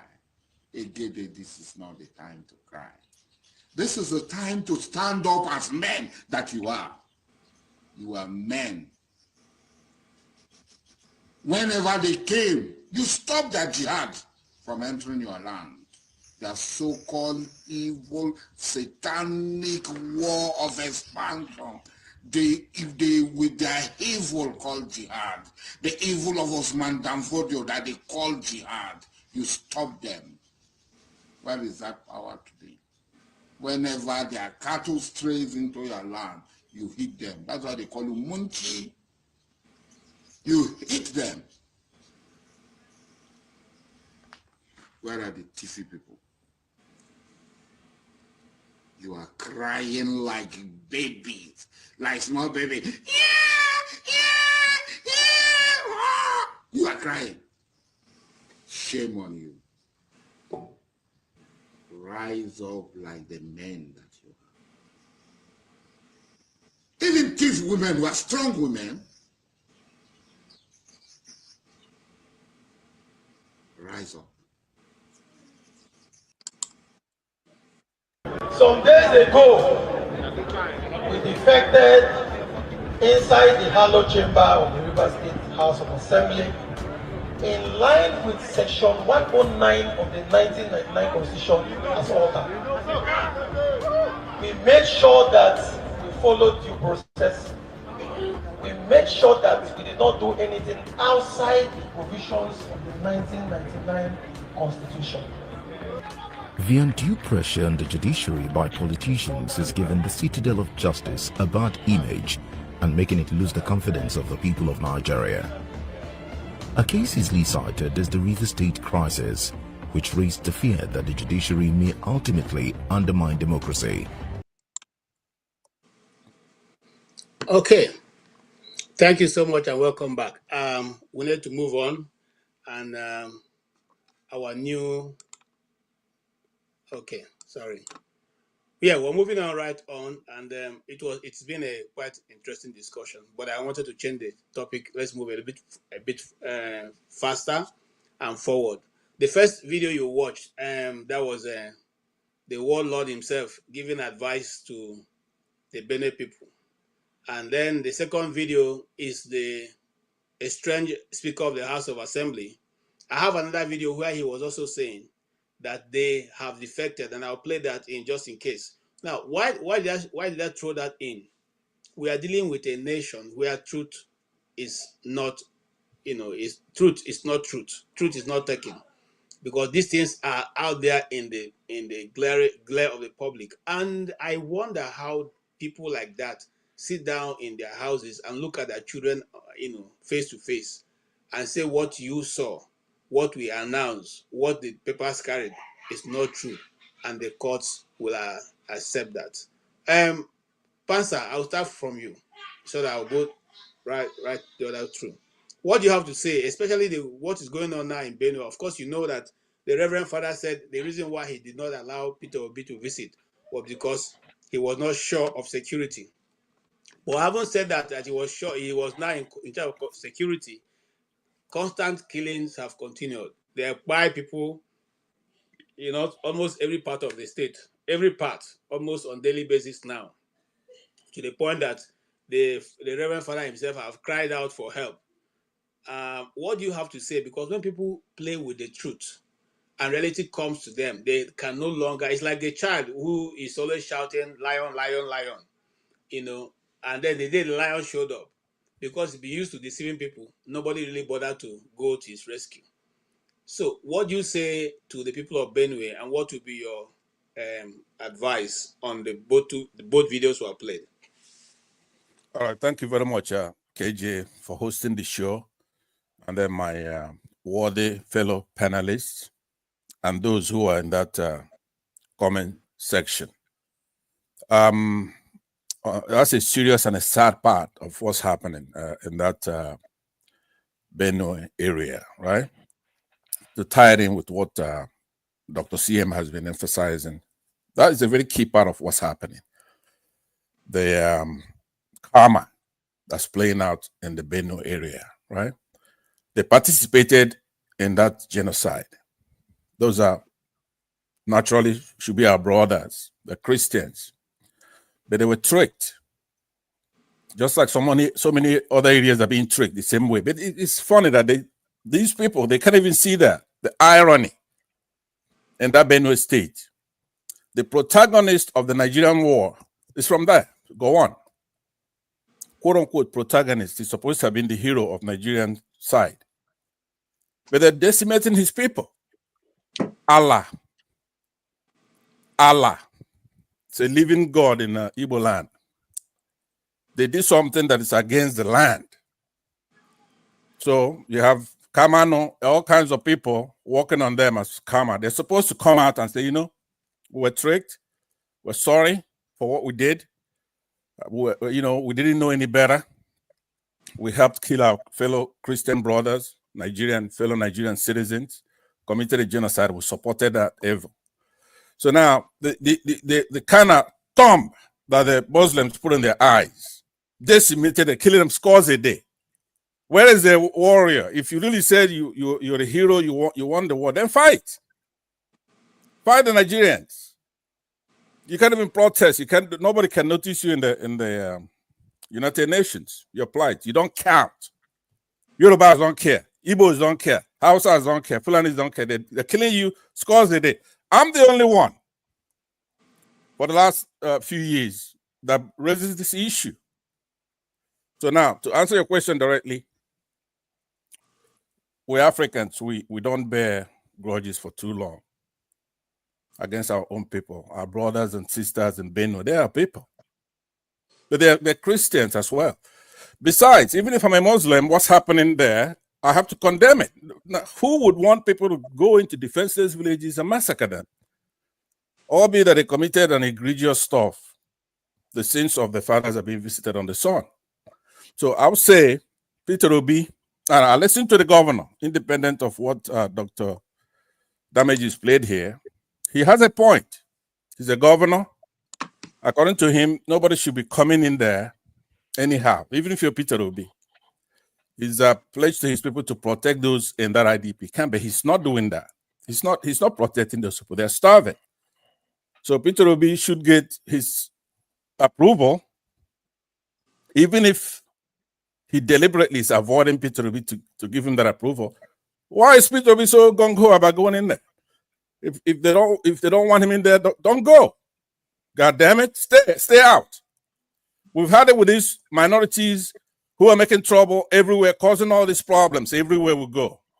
If they don't want him there, don't go there. We have other problems. Go and solve those. So I listened to the guy. His reason is, look, I'm a governor. I'm supposed to protect these people. He doesn't have my permission to come in. Therefore, so if Peter B is saying, hey, I contacted his, manager or whatever they call it in Nigeria. His assistant. His assistant or whatever, and they're not returning my call. So what? You see, shouldn't go in there until that guy gives you permission to go in there. So he got Peter Obi on Siki one, where he says, if I let you in without adequate security, then anybody could come there, decimate and kill those people. So he's got a point. But we know it's more than that. He's not a good actor. But what we have to do is to start punishing people who are not good actors, including this platform. If somebody's sitting on this panel, let me conclude by saying this, or somebody's in that comment section, like Kulata, for example. I mentioned him yesterday. We shouldn't put up with evil here. Trying to get along. Now, I don't know if you saw a couple of weeks ago, we're doing a show because Dr. Damage is always trying to have the Fulanis come in. They won't let me talk here, but if a Fulani comes here, they want him to talk. So in the spirit of us to be one. But the guy came in here and he was playing the pornographic stuff. That's terrorism. He came back here and he did that. And I saw Rudolph almost having a heart attack when he did that. So are you going to say that is a Fulani and a host clash? No, that's terrorism. We saw it firsthand. I don't know who else was here when that happened.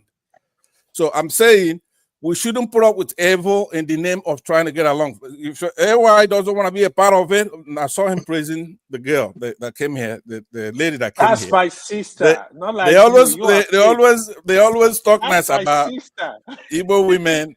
That if it's a guy now, then he'll be running his mouth, right?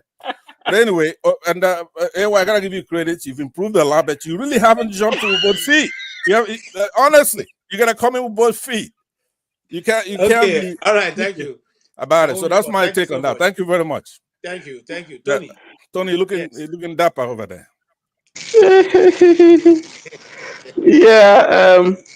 I agree partly with what Dr. Fanstat has said, but my worry really is, should the word permission, I'm not sure the governor used the word permission, but if do you really need permission to go to any part of Nigeria? I mean, does the Constitution specify that you have to be permitted to go to any place in Nigeria? I think what the governor is supposed to do is supposed to be advisory, considering the personality of Obi.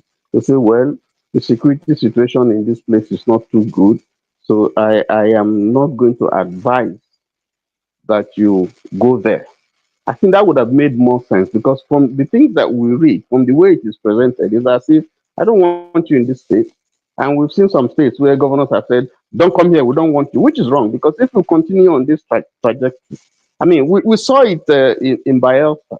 No matter what the reason is, I think these are the things that are bringing tension, introducing tension in our discourse, in our political conversations, and so on. It would have been, as a priest, I think, and as a Catholic, and Obi, I'm sorry, I'm saying this, Obi is a Catholic. I think it's something that they could have talked over we don't need to hear that thing. I mean, he could book a call to Obi to say, listen, the situation here is bad. You want to do a good thing, but please hold on or don't come around, because we're already having a situation and I can't guarantee your security. That to me would have made more sense. don't know if that is what the governor said. I don't know if that's the approach. I don't know, but from what we read, is more contentious. The things that we read. What Now, what so do you that said, say about the Benue thing is unfortunate. what do you have to It say didn't about start today. what was said? Autumn was always screaming. I didn't hear you. What is your view about Hello. Takubo's assertion? I would say, physician, heal yourself. That's what I would say to him first. I'll say, physician, heal yourself, because he's in River State. And that prescription that he's giving to them in Benue, he should give it to himself first. I mean, you cannot, you have to remove the log that is in your eye before you can see the speck that is in someone's eyes. He has a group. He's armed and all that, and he's been threatening and shouting and all that. There's a situation in his state which he should deal with. Even he might mean well. I'm not saying it doesn't mean well, but I'm saying if you are prescribing that for some other person, we haven't seen what you have done in your own place, because there's fire burning in your state. So, but I think that is unfortunate that people would be driven away from their land 8 years, 9 years from their own land, and they're displaced people. And there are so many Nigerians in Cameroon as refugees, in Chad, and in Niger, and it's like they are forgotten. These are Nigerians. And so this is a very serious situation, because it's been recurring, it's been happening, and it's like the people there. If I came from that state, there's no government, because the government can no longer protect you. You can't farm, you can't do anything, you can't sleep. So what kind of life is that? What kind of country is that cannot guarantee your security for some children were born in IDP. They haven't seen their father's land. They don't even know how it looks like in our country, and this is a serious matter. So I agree with Pansad. Yes, something drastic has to be done. If the government cannot protect them, we just can't live like this. We can't live like this. It doesn't make sense to me. So that's my comment. Thank you so much. All right, Mr. CM. Okay, yeah. Yes, go ahead. What was it really? Is it Asare's what is Yes. it? Okay, what Asare was. Well, on this issue of Benue State, you see, my own is not, I don't believe in conjecture. Rather, I make reference. That is the way I speak. If I can't put it into context, I make reference. T.Y. Danjuma has spoken. He prescribed for all Nigerians, not just for his people from Taraba, Takum area. He said in that video, he said, they collude. So, T.Y. Danjuma, former chief of army staff, I don't know anything more than Danjuma. I know he is an insider in the army. Having been chief of army staff, there must be one person or two serving in Nigerian army that reports to him. There must be. If not his son or a relation, there must be somebody. There must have somebody in. So he knows what is going on.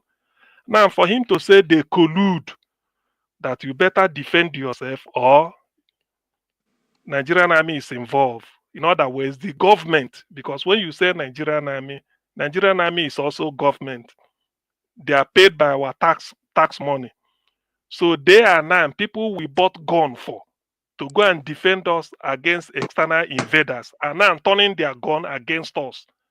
That is to say, what is happening in Benue State. So I can only remind people, Danjuma has spoken. It will be interesting before CM will say something. I want to hear what Gowon will say. When Gowon must have spoken, then if you tickle me, if I have anything to say, I say something. I say, but since Gowon hasn't spoken, I'm infinitesimal. I don't. Who am I to speak? Until Gowon speaks, then I can then, if I would know, if I have anything to say, I will say it. But for now, I'm waiting for General Yakubu Gowon to say something. So when Gowon must have spoken, you can call me. Okay. All right. Thank you so much. AY.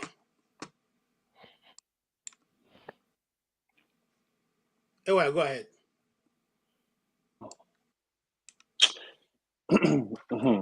It seems you, KJ, you just switch out this topic around anyway. We gotta discuss what's on ground. Yeah. What is going on in Nigeria, especially the issue in Benue and other states, it's just sad. Well, at this point, I think I kind of agree with what Tiwaji Dejuma said, because if the security cannot protect the people, they better allow people to carry guns. And the other thing is, I think Nigeria seriously need to look into state police. Very important. Like, because what we still have, we have situation where the governors are handicapped, like they don't have control over the security in their state. I think it's high time we allow them do that, so that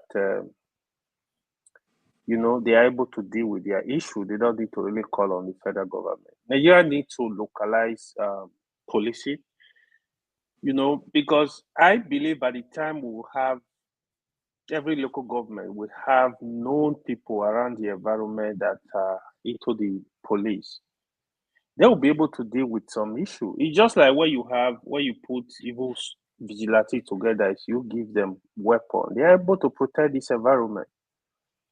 I think it's something like they need to really look into, provide that's going to solve the problem.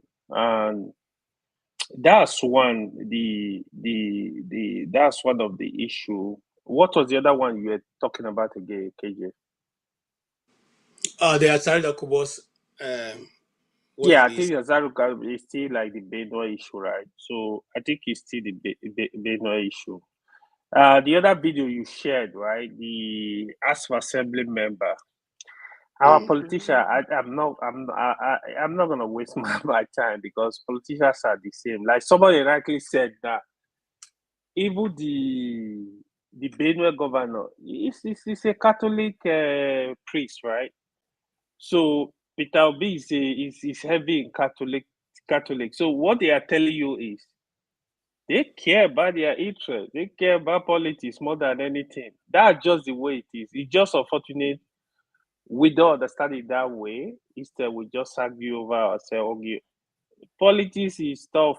Is people, they protect their interest. That is my pain. They don't care about the people. They gag up. They kind of like form against the people. When you will see them speaking up, if during election now they will go to their places, these people, they don't like you. They try to divide Nigeria across tribal and religious lines. That's what you see. That's why I try to look at these issues.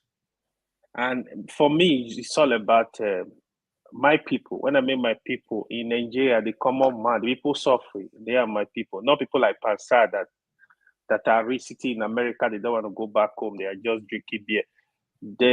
I can't call it my people. My people are the people suffering in Nigeria. It's really sad. The insecurity, I think, is something the president needs to take very seriously. It's just like this issue of herdsmen. Why the Senate, the House of Reps, why are they not doing anything? Why are they not discussing? I can't even. I've not seen them actually discussing it like seriously. Why are they not looking at it? If it is to ban the open grazing for 6 months first, you look at how to solve this problem. Look at way to solve it. It seems they don't really care. The lady that was here today, Chika, she mentioned something very important, which I actually had discussion with her about that, which I also believe. She said Nigeria is gonna descend into ethnic militia. Because if things keep going the way they are going, I don't know why they are not seeing that. That is what you will see. and it's staring at us in the face, and we don't understand it. We need to reduce this.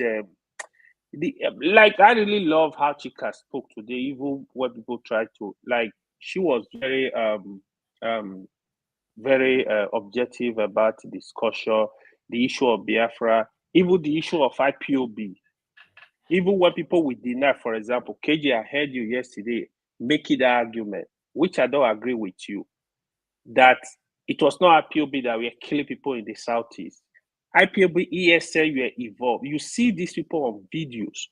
It's just like today, even the Fulani, one of the guys that came here was denying that it's not Fulani.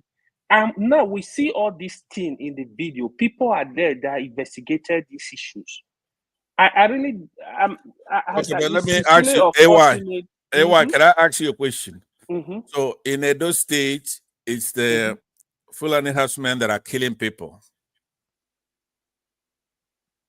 It's the Fulani people that are causing the trouble. Fulani. But in Benue, is the Fulani people that are causing the trouble. But KJ, you're muted. Yeah, KJ is busy muting me. I want to ask me a question. Why you need to stop? Okay, just hold on, please. Hold on. I don't want. Let me finish. The question is not my turn. I want to ask me a question for what he's saying. No. Don't ask a question. You're not the one moderating. I know where you're going. I'm going to answer it. I know. No, don't go there. Don't go there. It's not a very point good. Of discussion now. Very good. And I'm simply saying that we're going to have a time. We discuss the issue of IPOB. I'm putting it together. So don't hold your gun. Very good. Okay. Right. I'll move on from what there. We are discussing. Then hold on also. Forefather, you are here. Can you hold a brief for me? Can you hear me, Forefather? Yep. Okay. If Forefather ate too much, yeah, he's tired. Can you hold a brief? AJ, that was not about IPOB. Somebody says that people getting killed. Hold on, just 1 second now. Hold on. We're not doing a dick measuring contest. You're the host. But he's not talking about IPOB. I need to get something. Well, go ahead. Let me ask forefathers to give me the minute to speak, right? I'll be gone by the time you come back. That's fine. It would have been good to have had my say first, because all these people. No worry, you can make your say while you're holding. All these. Forefathers, let me ask a question. No. Listen, Pansat. Let's follow this. After AY is me. I do not have so much time here, right? Let's stop asking questions. We are not about question and answers here. We don't have time. Please, let's just respect our minutes we have. Okay, please. Okay, all right.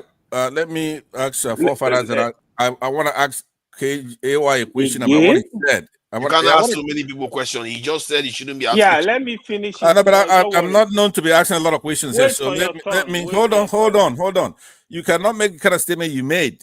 I'm saying if people are going into our forests and the Yoruba lands killing people, they go into the southeast forest, kill people. They go to Benue Plateau, IDP camps, kill people. How can you then say the one in the southeast is being done by Igbos? Right, or at least in conjunction with Igbos. But the ones that are happening in, for example, in Edo State the other day, where the Edo people came in and killed about 18 or 19 people. Hold on. So what I'm saying, the hypocrisy and the insult for you to say that, you could say that in front of Ike. Don't say that in front of me. Right? If you want to be are you asking a question or you are just making I want him to answer the question that I'm asking him. Let him answer then. Okay. Let me answer. So what you find, since they arrested Samuel Ekpa, the crisis in the Southeast has reduced. The killing has reduced. Since they stopped the sit at home, there is an improvement, and nobody will argue that. We were seeing that people is non-responsive to what I asked you. Answer what I asked you. Hold on. Let me answer it. We were seeing people in the Southeast speaking Igbo with guns. Speaking Igbo, the videos were there, they are not hidden. We can't be denying some of this stuff. Yeah, I'm not saying there is element of we have some Fulani herdsmen in the Eastern Bush too. I'm not disputing that, but it was part of the security problem we had in the past. You're not answering my question. There are more people killed in Enugu than in Edo State. Where you from? In the last month, more people killed in Enugu. So saying Simon Okay. Ekpa is gone, therefore we don't have any Let problem. me finish my statement. You're talking Let nonsense. So me shut finish up my your mouth. no. Shut up your mouth. Hold You on. stupid son of a bitch. Forefather, you need All right, to shut up your mouth. He just wants to be thrown out. Don't mind him. Yeah, very good. So the thing is, right? The issue of Fulani Esme, that's another one. Nigeria needs to deal with it. They need to look for a way. So it's a bit scary because if they keep going the way they go, like this thing degenerates into ethnic militia, it's not gonna be funny. Nigeria is gonna be on fire because nobody want to see Nigeria on fire because the population is too much. You got to have too much crisis that nobody can. There is no neighboring Nigeria country that can take in 1 million people. It's not possible. Nigeria population, they said, is over 200 million. So that's why sometimes it's a bit scary. You know, she did a lot of work. Like she interviewed even the bandit when they were starting. I think she said like 3 years ago or something, or 2 years ago. You know, so we need to do more as people. The government declared state of emergency in security. You don't want to do anything. In Plateau, they slaughter people like this month alone. I'm sure they slaughter close to 200 in every part of Plateau. So they need to take this issue seriously so they will not degenerate into something we don't know. Thank you. Thank you. Yeah, please go ahead, Oga Ike. Thank you. I think when Tony was speaking about what is happening in Benue, I don't know, people, how many minutes is it? How many minutes is it from Abuja to Plateau? Who knows? And how many minutes is it from Abuja to Benue? Your president, who has been away for almost 3 weeks, how many days is he back in Nigeria?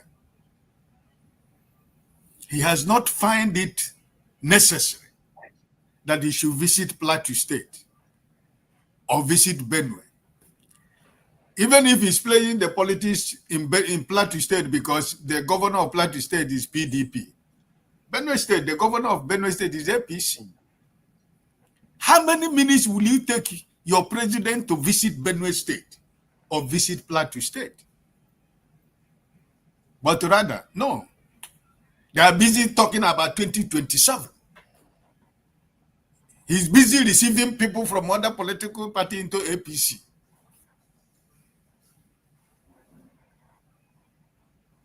And my brother Tony was talking about the children that have been born in the ID camps. A country called Nigeria in the 21st century, today. There are people who have been in that ID camp for so many years. Do we have a national assembly? No, we don't have. Your Senate president is in Rome. You know, he has gone to Rome to go and say bye-bye to Pope, right? So it's just a lawless country. Nothing is working. Every member of the National Assembly is busy with their 2027 re-election campaign. Nobody's talking about anything anymore. So it's sad that I see my fellow Nigerians living in ID camp in our country, in the same country. Benue State is not far from the central of power in Abuja. Plateau State, Nasarawa, all those closer states, if you don't want to visit any other state, as a president of a country, where your people that you claim to be ruling are being slaughtered every day, you have not found it fit to take a 1-hour trip between Benue and Plateau. Your visit is not going to bring the people who have died. They're not going to bring them back to life. But soccer is a sign of leadership. It's a sign of showing concern, even though inside you, even though you don't show concern, but physically, as the president of a country. You are not the president of Asorok, but you are the president of the whole country, where there is insecurity everywhere, that people cannot sleep and close their eyes in a country So sometimes when we are speaking, it is so sad that like Ewa said here, the killing in Plateau State just in a matter of 1 week is over 250 people. How many population is Plateau State? And how many population is Benue?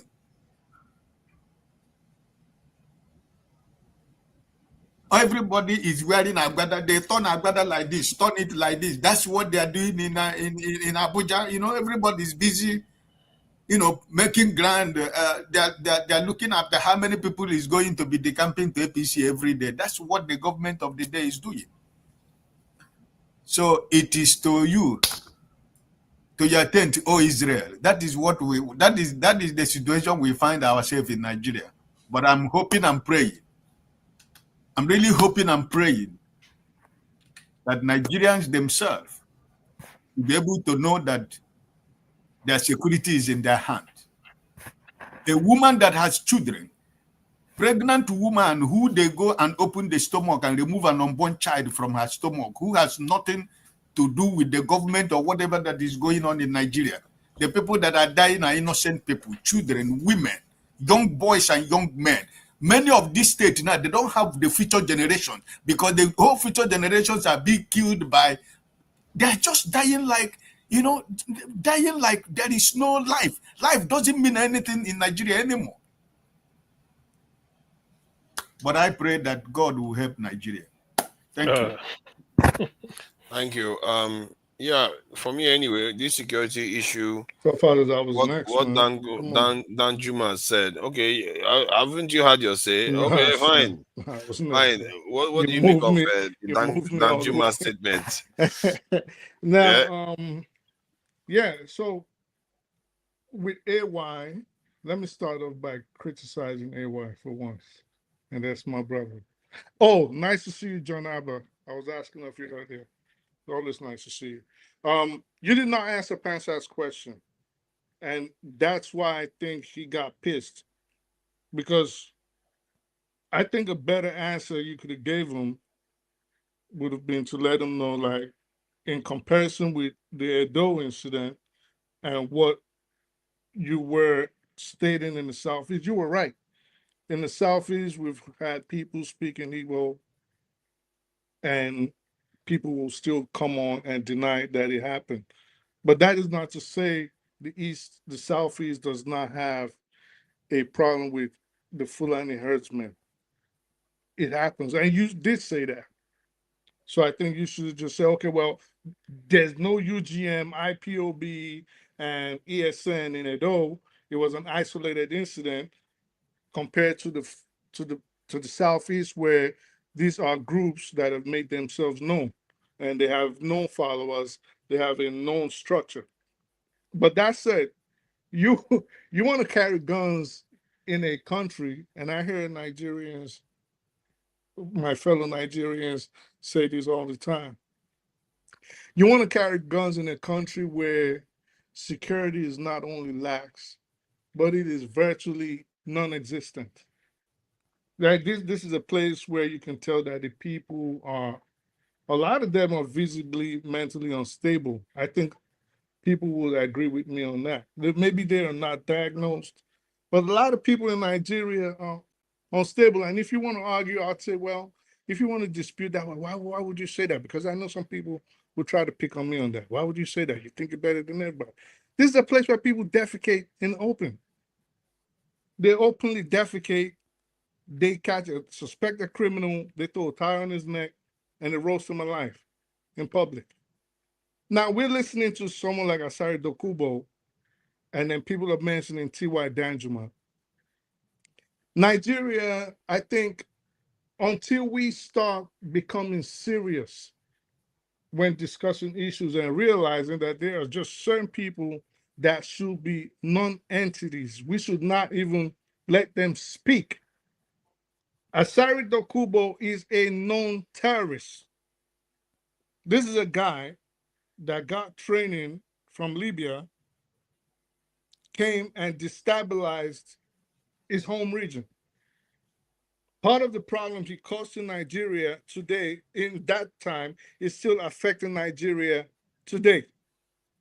And what do we know of T.Y. Danjuma? What are his achievements in Nigeria aside from the fact that he was a corrupt military general that is worth billions of dollars today from his corrupt activities in the army? But these are the people now, because it suits certain people's positions, they quote them. These are people we shouldn't even be talking about. Asari Dokubo, the clown, now is in his native Ijaw dressing with the rapper. When it suits him tomorrow, he's going to come out with a jalabiya dressed like Osama bin Laden. So, at what point do Nigerians start taking issues seriously? Because I have a problem with the fact that everything is always seen through ethnic coloration. The Fulanis we are talking about in the Middle Belt, they have killed more Muslims, even Boko Haram, than they have Christians. I mean, if you want to argue that, then we could easily say who lives in those areas the most. They've displaced more Muslims. So this is not justifying to say, well, oh, well, they've killed less Christians or they've killed more Muslims. Nigeria has a problem. And with the state police thing that was mentioned here, which you mentioned, and I think it was Bansatu that mentioned it, it is far off. Because we cannot start state policing knowing how corrupt and disjointed the governance is, with at least with regards to the Constitution and the power it gives law enforcement. That means we will have to have a pilot program. I'm saying if I was leader of Nigeria, we would have to have a pilot program for maybe a decade or more. We haven't even started. We can't just say, we want state police, everybody stop policing. Nigeria will go into a conflagration, it will burn down. So I think our issues are more complicated than we're making them. It's like there's a lot of, we're making them real nuanced and making them seem like they're not that important. And we argue over trivial issues. But I think Nigerians just need to start thinking deeply and far into the future than they're presently doing now. Yep, I agree with that. I hope they start doing that. This Danjuma's recommendation is to solve one problem. Make sure there are security officials everywhere where they are not. Because from what I gather, the last one that I caught the information was that the operation started around 11 p.m. and lasted till around 5 a.m. in the morning. Nobody was there to save the people from the wrath of these. I don't even know who they are, you know. So we are going to keep twiddling our thumbs. And the solution Danjuma is recommending is what Nigeria does best, isn't it? We want power supply. Everybody gets their own generator. We want this thing, water, you dig your own borehole. Everything you have to do your own, and it's not efficient way to manage any system. If we're just serious people, I would say Nigerians sooner or later may have to take their fate in their own hand, but in a different way, like the way the university lecturers, parents, I mean university student parents, when the lecturers were on strike, they opted that they are going to start funding it so that the children can return back to school. And when they threatened to start funding it, I wouldn't say threatening, when they opted and said they were going to do it, before you know it, they resolved the issue very quickly. You know, within weeks of the parents wanting to step in to pay for their students' education instead of all the nonsense strikes, the strikes ended. So it tells you that if the people are ready to make a change, they can see things change. It's just that nobody has ever proposed to them. I don't even know why, for the life of me, nobody has done that. Say, you know what, we all have security challenges all over the country. Why don't we put money together? We'll call this one a security tax. You pay it, and we use it to recruit people to secure the entire country. Why is it only Amotekun here, this one there, this one there? You know, you increase the rate that you are using to pay the people that you are going to employ into these roles. You compensate them if they fall in the line of duty. All kinds of things that you can do, and this problem will go away. If criminals don't have space to operate, they can't operate. Period. You show up, you get caught. You create a grid in the nation where you have anywhere criminals show up. If the bandit shows up, they are revealing themselves. They are just popping up in the net and they get caught. And once they know this is the situation, they won't come in again. It will change to some other challenge we are going to be facing then.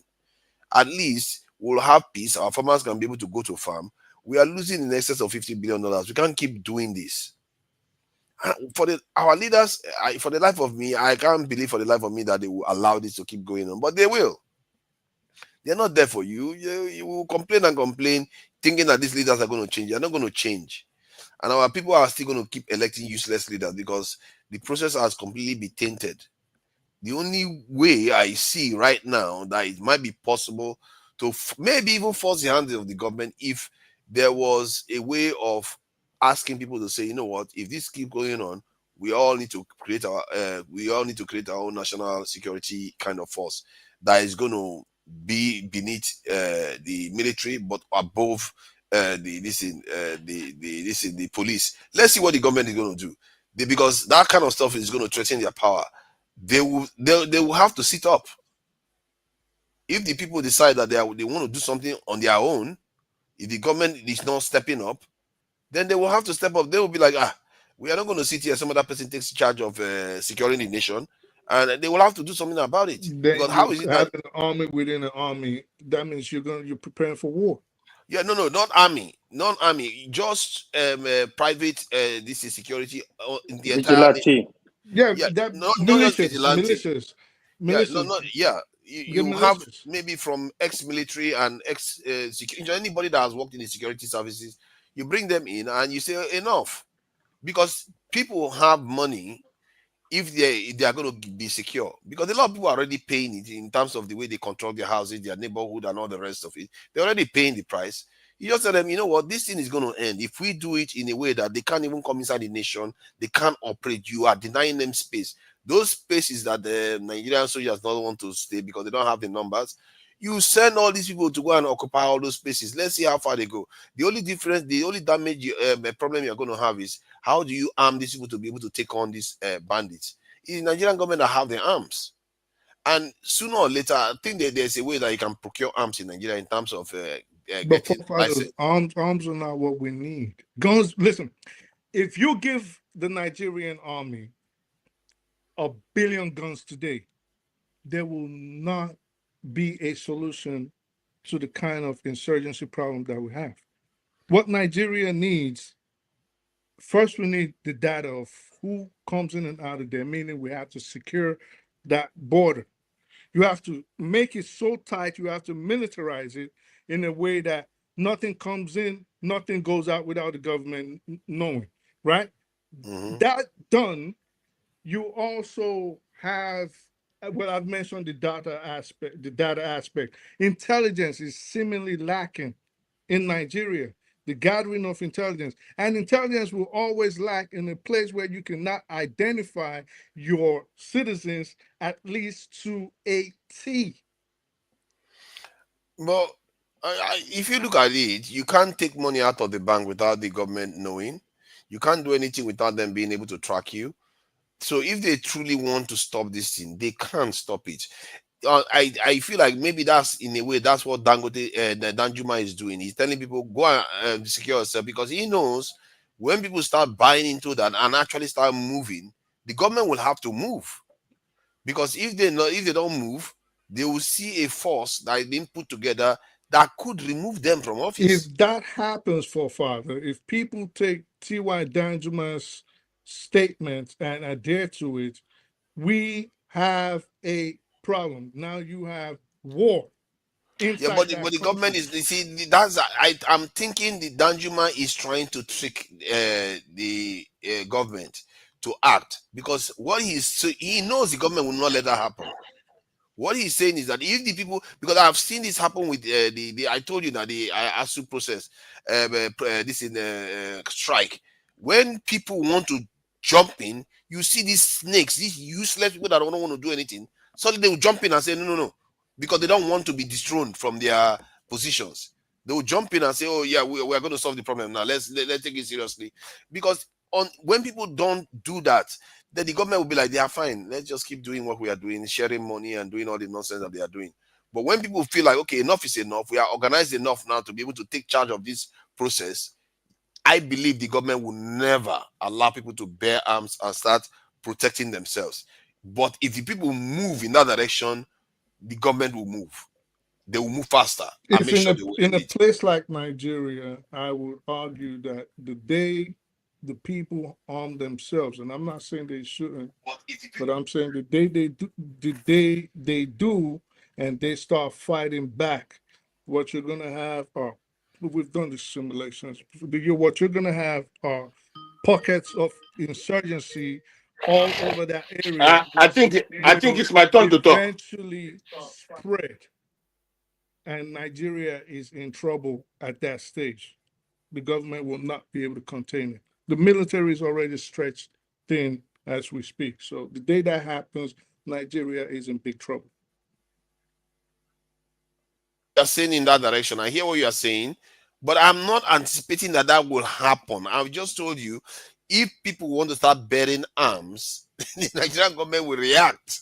They are not going to sit down and let that happen. I know it's not going to happen, but what that will spur is a serious action from them. They will have to act, because if all these people are willing to come out to secure their country, why are you not putting them in the military? Why are you not putting them in the police?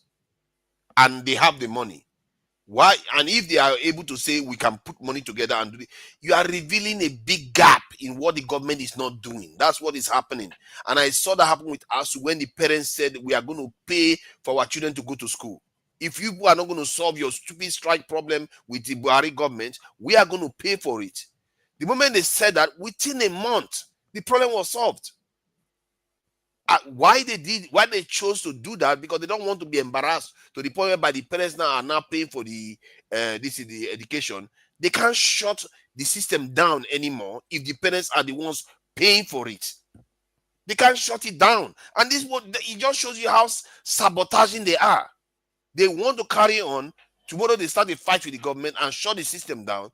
But if the parents are the ones paying for it, how can you shut it down? Because the parents will be paying. You see what I mean? And I believe that the same thing is going to happen if people started listening to what Danjuma was saying, that, oh, you want to harm yourself, they start organizing. If the government sees that people are organizing themselves in some formidable militia, they will move. They will move and say, no, we are not going to let this happen. This is anarchy. And I agree with you. It's going to be anarchy if it actually happens. But forefathers, there is already anarchy. This is not this. We're almost in a state of nature, and it's not only Danjuma. I mean, we don't have the statistics of the amount of arms that you have outside there. We don't have a statistic, but it's not only Danjuma that has said that. The DFS chief is also quoted to have said that. You know, so statistics of the amount of armaments that you somebody is talking away. There's an echo. I'm sure it's Benson, of course. Yeah, Benson, it's your turn. You gave me it's your turn, and you're already echoing all over the place. I think Jonaba hasn't said much. Or has everybody else spoken on this? Jonaba spoken. I have not even said Jonaba hasn't said nothing. Look at that. And he's from that region, you know. So Jonaba has spoken. There is I have not spoken though. So Jonaba, what do you make of this sad situation where people in that region keep getting intermittently massacred like this, IDP camps in those areas? For the life of me, I don't even know how we tolerate this. What is going on in that? Jonaba supports what is happening in that place. He supports the Fulanis. That's what is happening. Jonaba supports what is happening there. Don't mind Benson. Don't mind him. They just ignore him. Don't mind him, Benson Emmanuel. Don't listen to him. I know it's heartbreaking, it's sad, as we can all see. Um, I believe that the failure of the federal government and the state government, but then speaking to the strategic position where they are attacking the people is about weakening the nations. We all know amount of the food that come from that region. When these people are displaced from their natural home, they are left with nothing, and you see that over the years, from the Autumn in Benue State to this current governor, uh, they have not done much for their people to be returned to their home. And another thing is that when these people terrorizing the community go there and wipe them or chase them out, they don't settle there, because if they settle there, they know there will be a reinforcement and they will fight back. So, and they are very sophisticated in what they are doing. I don't think the military or even the police or the military are well equipped to fight them. They are very sophisticated. And the reason why they are, I think even if you ask them, they will be running away from coming to protect the people because they will be killed in the process. And I think it's more deeper than we are seeing it. It's strategic, and it's as sad as it is. I hope that all Nigerians outrage with this happening in the middle belt, knowing that if the middle belt is taken, uh, they will be the next person. So I hope that everybody knows that it's not just because it's happening there, often that it will not spread to other part of Nigeria. So there is a say that when your neighbor's house is on fire, do everything to quench it so that you will not be the next. So I think, uh, and I think there's element that the federal government is aware of everything happening. And I also think that in the line with what I speak the truth says that if we really want to, the federal government really want to protect the citizens of Nigeria, they should close the border and go into those forests. Some of them do not settle in the forest; they settle in town. They just go there and do the havoc during the night. The attack on most of those places, they come in the middle of the night and they wipe and they fight them for hours with no help from anywhere. And they get away with it. And the federal government should shut down the border and be very particular who comes in and what arms. And this is all because of the corruption. I believe not. I don't believe that the gun only come through the border. I think it can even come through the seaport. And somebody will be bribed and they will clear it. That's the Nigerian nature, you all know. So uh, it's sad. But as sad as it is, let us believe that we all can continue to push back on what is happening in the Middle Belt and any other part of Nigeria so that this will not continue. Thank you. Thank you. But regarding okay, we are talking about foreigners coming in, but there is also conflict going on in that region, if I'm not mistaken, between both sides, different groups in the area. Not necessarily on this kind of scale we saw in the last weeks, because that the IDP one, was it because of banditry that resulted in that, or was it the one for the clashes that they're having? Is it or the IDP was caused by banditry? The massacre we saw in the last 2 weeks by banditry. All this one is from banditry, and from what they are saying, some people say that they heard them speak Fulbe, that is from outside the country. How can people come from all the way from Sokoto all the way down into the country and do something like that and still be able to somehow vanish into thin air?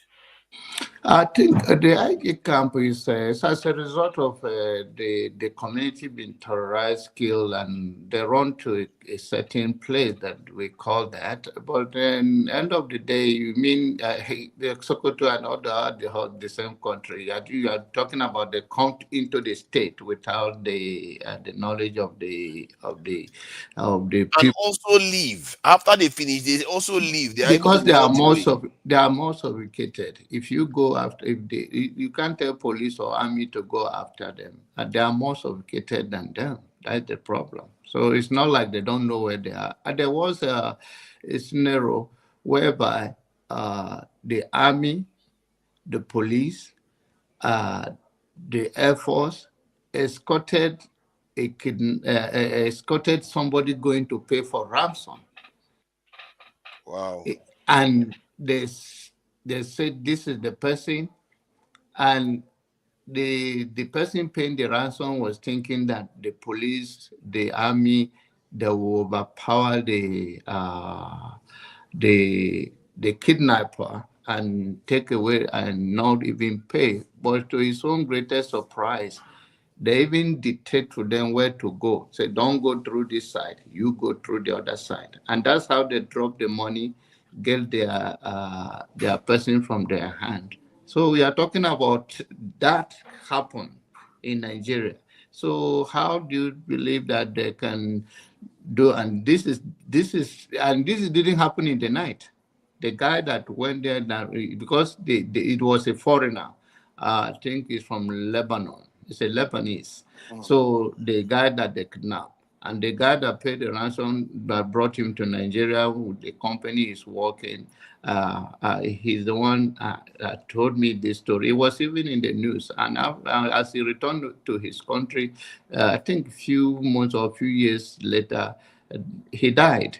But this happened in Nigeria. So these people are very sophisticated. There is not somebody that you can that they. I think most of the time the police they are overwhelmed because they don't even have what it takes to stand there, even if they choose to. Apart from many of them that are well trained and they are protecting only the politicians. John Abel, let me ask you: the whole northern sector of Nigeria, right, stretching from one side to the other.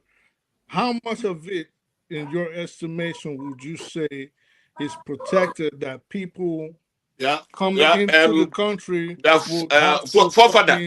This is where we'll be. Like people asking question. I will not talk. This is what they can. Is I've been talking for a long time. Let another person talk. You cannot be talking every time. Let me talk. That would have to force people to come in through designated ports of entries. Yeah, but you see if you go to Borno State, you see there's the boundary between Borno State have a boundary with Cameroon. All run even to some part of Niger like that. And when you go to Sokoto area, you go to all those places. It's a big, even Castina as it is. So it's a big, wide. So basically, unprotected, unmanned, and people just coming it's a desert. You can walk for hours and hours and hours and hours. Do you know something cheap that Nigeria can do? We can put direct wires. We call them concertina wires. Nigerian can do triple anything them all through the northern sector and have designated points of entry. No force can break in through those except you're using an armored vehicle. Yeah, so but there is the corruption and then again the overpowering of the people that come. I have seen in Borno State, I've traveled on the road. I say this so I can let other people say, come on. I've seen in Borno State from a place called Benki to Bama and then to Medogri town. I have seen on the road whereby the smugglers that time put tires on custom and immigration officer. Let me tell you. So it's very, they are very sophisticated and they need more. Let me talk, please. Go ahead, man. Okay, thank you. Go ahead. You see, what makes a country or what makes a family is truth. Many of the people that come here, they don't say the truth. That's the problem. What we are seeing in Benue, in most of the Nigerian this thing, is ethnic cleansing. There's nothing more, nothing less. And I want to talk with AY. I want to ask him a question. AY said in the East, it's about ESN and this killing people. Does ESN go about killing Igbos? No. The thing is that when you hear the voice of ESN or those recordings, it's when they're fighting with the military. That's when they're recording those things. It's not when they're like what the Fulanis are doing, killing people in Benue and so. Igbos cannot go and start killing Igbos. Like no, it's not possible. It's only when the Igbos, when the ESN are fighting with the military, that's when they are recorded. That's the fact. Not to Igbos recording when they're killing Igbos. No. So this AY, every time AY come here, what is in his mouth is only Igbo. What the ESN is, what they're killing. I don't know whether that guy has a brain. That guy, his face look like I don't know. He has no single brain. How can Igbos killing Igbos and they're recording it where they're going about taking gun and killing Igbos and they're recording it? Who does that? It is only when the ESN are fighting the military. Calling some other panelists. Don't worry, I'm sorry for that. Let me finish. Now, let me tell you. You see, the Nigerian government don't want to. They know the people who are doing this, and they don't want to stop it. If there's IDP camp, many IDP camps, that means Nigeria is a third state. That's what it means. The government, you see, you cannot. Today we have what they call it. Fulani militias are the one killing people, and then the Fulanis are in control with our military. Who does that? Another tribe also supposed to be in charge of that military, not the Fulanis. So there's what they call it. The other man is in charge of working with Buhari, working with Tinubu, the former police chief. So it cannot work. It cannot work. All the whole people whom they said they are sponsoring this Boko Haram, all this nonsense they're calling themselves, which one have been arrested? Now, in Plateau State the other day, after the killing, one man came out and make a broadcast that if the Plateau people want this to stop, this is what they can do. Which country such a thing happens? That a man have to make a broadcast that if they want these things to stop, they're supposed to remove the commander of that Plateau. Give some nonsense command is given, and nobody arrested that man. Where in the world, such a thing happen? People are asking why Tinubu can't go to Benue or Plateau. No, I don't support. Even if he goes, he doesn't go. It doesn't matter. Why can't Tinubu give marching order? When people die, when Fulanis died in Benin, Tinubu gave marching order. Now that he can, why can't he give marching order? Say those people that kill people in Benin, in Plateau and in Benue, let them be arrested. If another, let's say, is the Easterners going about killing people, or Benin people, or Calabar people, or even Yoruba people are the one going. Look at what happened in Delta the other time. The soldiers died, and what they did, they went and occupied that place. All these people killing these people, why can't they occupy their place? These people that are killing people, why can't they arrest them? Nobody can arrest them. Every time people come here to just look at that, he will say his name is I speak the truth. I speak the truth, open his mouth to talk at that people that are the Muslims have died more than the Christians. Is it that man? Is he okay? The Christians they have killed about 90%. Muslims thought about 10% to 8% that killing in that killing. So you see, my brother, the truth. If we don't say the truth, we will all die one day. And this thing that this man said, what is that his name? Oduah. That is what's supposed to happen. But you see, every community having militia, at the end of the day, it also backfire. That Tinubu, if Tinubu don't want to fight insecurity, and mostly when it is concerned the Fulanis, even before Tinubu came into power, Tinubu said he's not ready to fight the Fulanis because if he fight them, they will kill him. It's what Tinubu said. So if the Fulanis control killing, Tribu cannot fight them. Tribu is not ready to fight them. To be fair to Niger too, that's made that comment. She never said it was the Fulani that said they were going to kill him. He said the people in the north were going to kill him. Which people are in control of in the north were going to kill him. It's not my brother. Which people are in the north? Which people are in control of the it's not the north. It's not sorry. Let me correct myself too. She didn't say the people in the north. She said they will kill him. So they could be the northerners, could be the foreigners, could be the Fulanis. It could be that day is a very tricky statement, and why she had to do that, I don't know. Well, my brother, Two-Face, who is in control of the military? The president. Who is in control of the military? The president. But the president. But excuse me. But why? When is it that when something happened in the east, or even in what happened in Delta State? The president gave marching order, said the military should go there and occupy and they kill many people there. Even most of their chiefs were killed. But why can't he give order? Say, excuse me, my brother. In Zamfara State, Zamfara governor said, this Boko Haram, they are within us. The police, they know them. The military, they know them. He said they know them. They speak. They are with us here. The man, this reporter asked him, but why are they being arrested? You know what he said? He doesn't know why.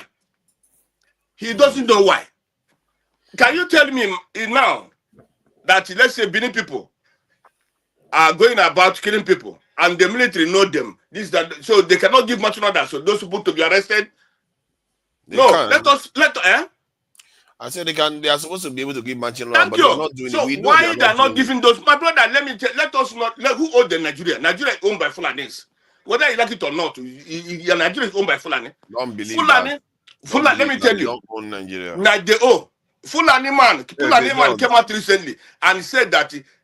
And how many times the Fulani said they are the one killing these people? How many times? Who went to arrest them? Recently, the man came up in the national television and said if the Plateau people want this thing to stop, this is what they can do. If not, they will not stop. Can you imagine? In which country such it happens?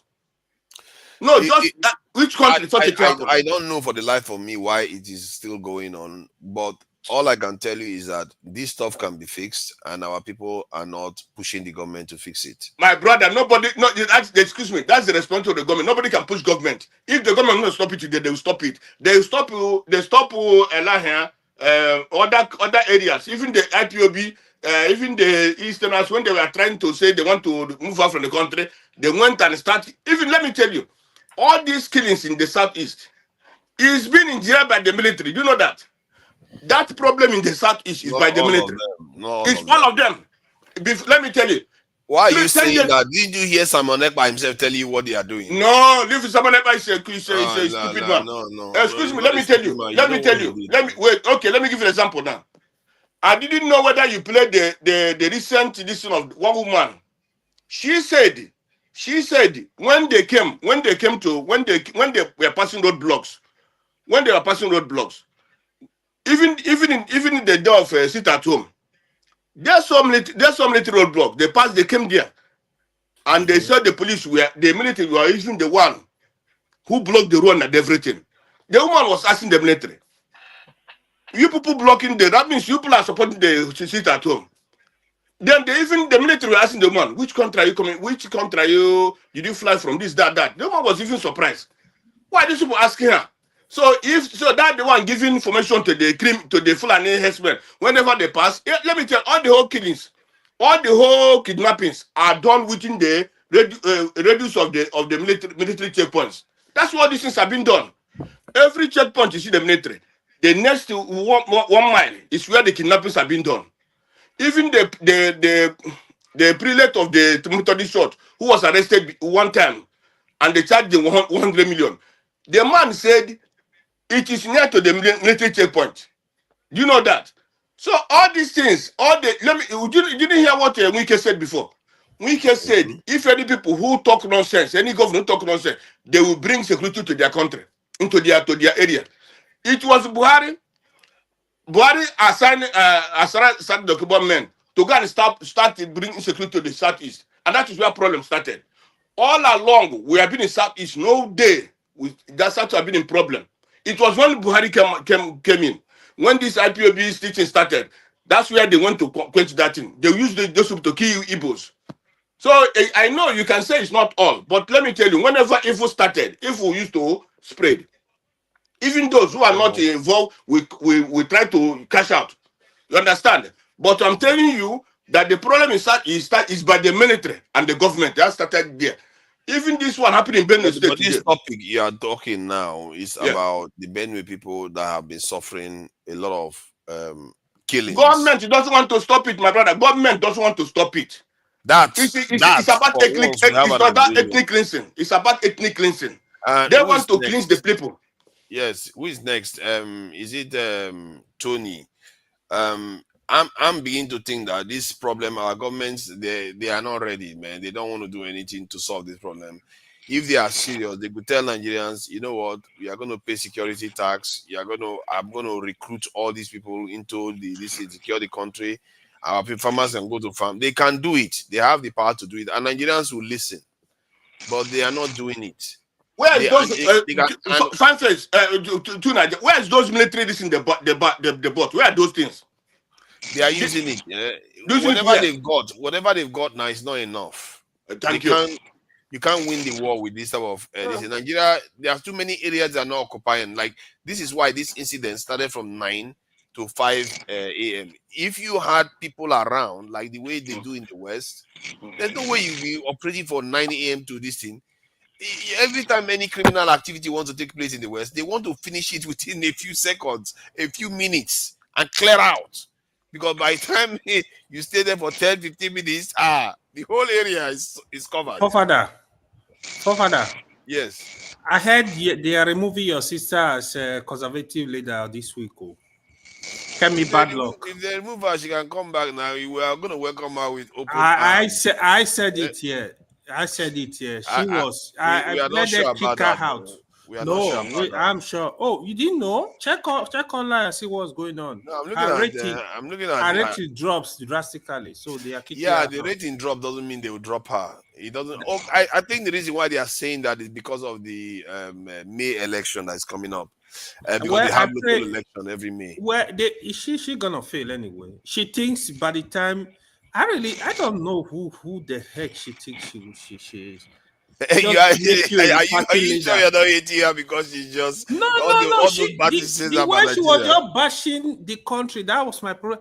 Like, she wanted to use Nigeria to climb. Like, you don't do that. That was a big error. Look at India. India man was there. He never did anything negative about his country. We know we got issue as a country, but why are you bashing Nigeria on a daily basis? But she may survive because she has this thing. Even if she's removed, she's the kind of person that could come back again. I just feel like she's a bit of a pain in the backside. I pray she never survived. The lady never said anything, and the lady never said anything bad against Nigeria. What the lady was saying about Nigeria is truth. And if it is me, I will say more than that. Yeah, if I'm the lady, I will say more than that. I trust you will say it. Yes, I will say more than that. You are full of hate now for the country. So you love the country. You love the country. My country. You love the country and coming here to lie every time. You love the country and coming here to lie every time. Here is what I want to see.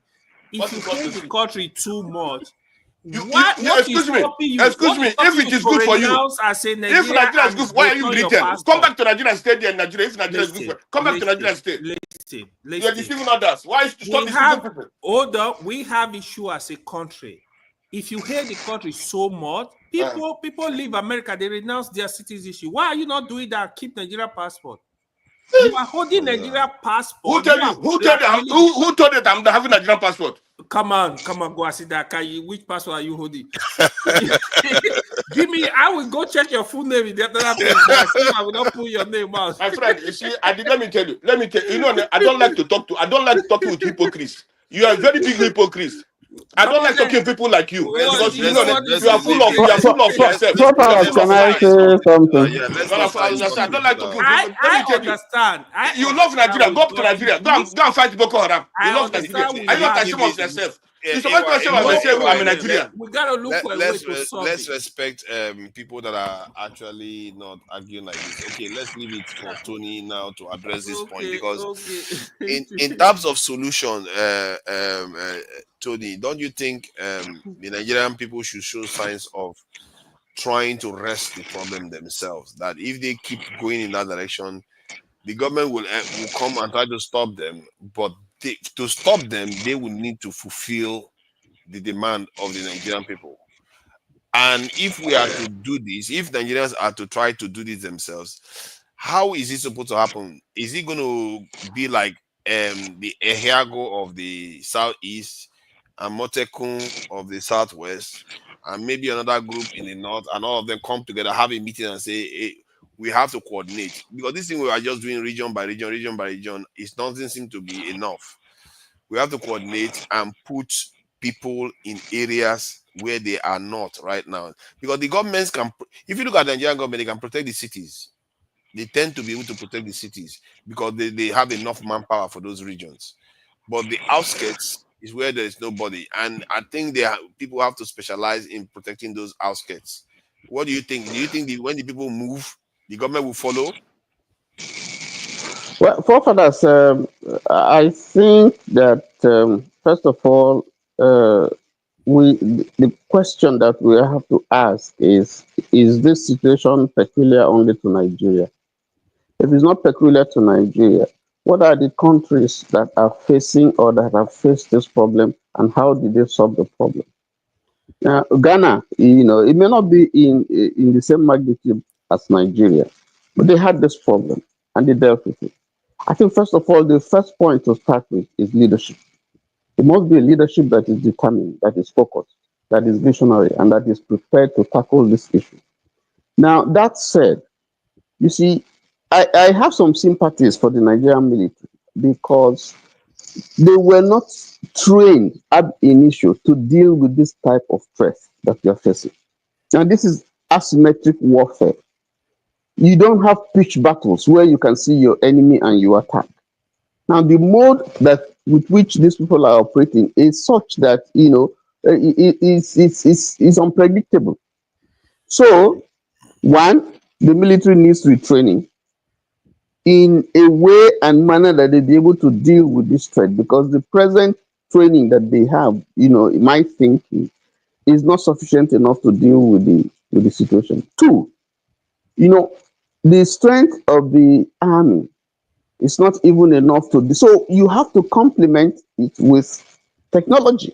I mean, what's technology for? What's AI for? What's drone technology for? And so on and so forth. So, and I think these are part of the problem. If the government wants, when I talk about leadership, I'm saying that now we have a serious challenge. We've been spending a lot of money. I mean, if we put together, they will not give us the figures, but if you put together how much Nigeria has spent, those on the military, trying to fight this war, those that are really applied and those that enter private pocket, I mean, it's humongous.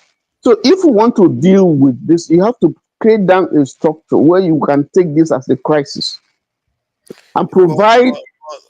But how come you restricted your analysis to Ghana in terms of having this problem?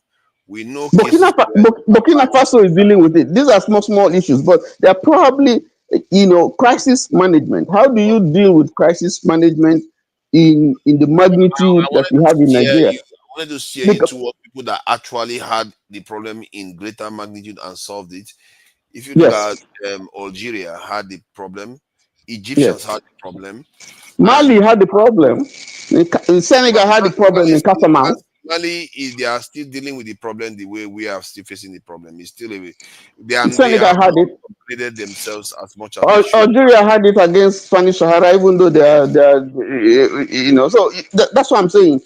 So there has to be a national policy to deal with this. But as it is, it just looks like, you just go and give money, and there has to be a policy. You get a commander in chief who will give you before you appoint a defense chief, he has to give you a plan, a strategy with which to deal with this thing, and give you a time frame, short term, medium term, long term. This is what I want to achieve, and those things should be behavioral that you can assess.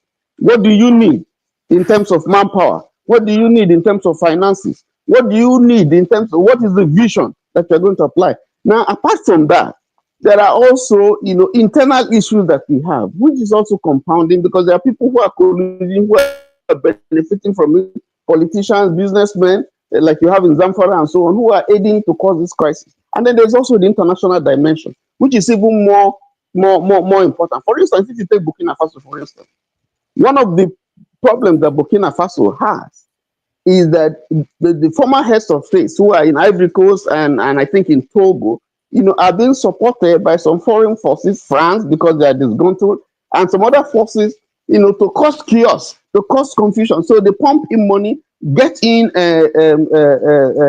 radicalize these people, and then get them to cause problems so that will be a basis for an insurrection, which we saw in Burkina Faso. I mean, you have had more than 18 coups, in fact, more than 19, by people who are within, who are being sponsored from people from outside. African, for instance, is aggrieved, is not happy because of the structure that they have put down in Niger, which cost a lot of money, was supposed to oversee and help, the sub-Saharan Africa fight terrorism. And they have fingered Burkina Faso because the example that Burkina Faso is giving is one that is saying, listen, we must stand, we must defend ourselves, we must do our thing, take our security, take our life in our hands. And they don't want it. The West and America don't want that kind of a thing.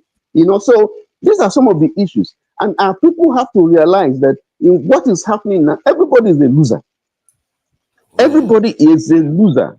So once we accept that, listen, when this thing started, it started by killing Christians. Now everybody is affecting everybody. So the truth is that you must have a government that is, if you don't want to die, there's no reason why you should be president. There's no basis. So, but even then, if you really want to make a mark, at the backstage, who is at the backstage? if you want to fight this battle, I don't know. This is Ruffo. You don't have a camera on. How am I supposed to bring you on? For all you know, you start that camera starts showing us some kind of fine video I would never see before. We don't want drama, please. So what's your camera? So what I'm saying is, you need someone who will give you a vision and say, listen, if I take this position in 2 years, this is what I'm going to achieve, or this is what I need ABC to fight this war. In terms of training, in terms of logistics, in terms of equipment, these are the things that I need. And so it should be measurable. If in 2 years you don't do the job, they kick you out, because we have to fight this thing. It's affecting food security, it's affecting lives, it's affecting the entire spectrum, it's affecting the economy, because a lot of money that is being thrown, some people are making money with it. My it's not applied. Nigeria is losing almost $50 billion every year. Yes, and then yes, and then we really have to deal with this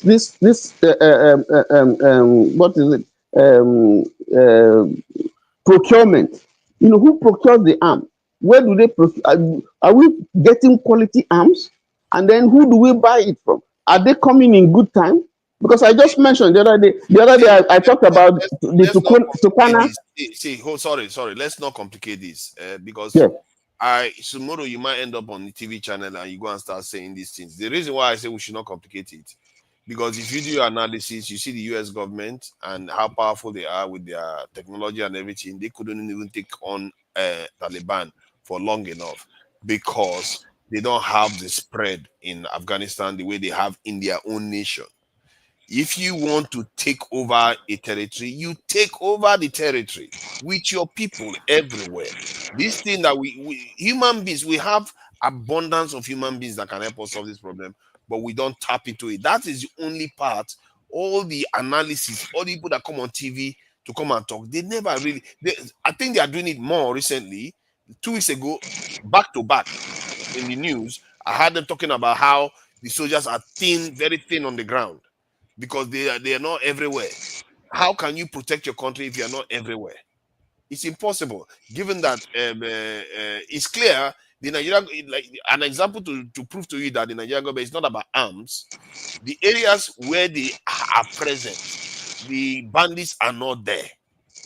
They barely show up there, like in the city. They don't show up there. Why did they not show up there? Because they know if they come there, it's a trap. If they come there, they're not going to make it out. So you have to do the same thing for this rural areas.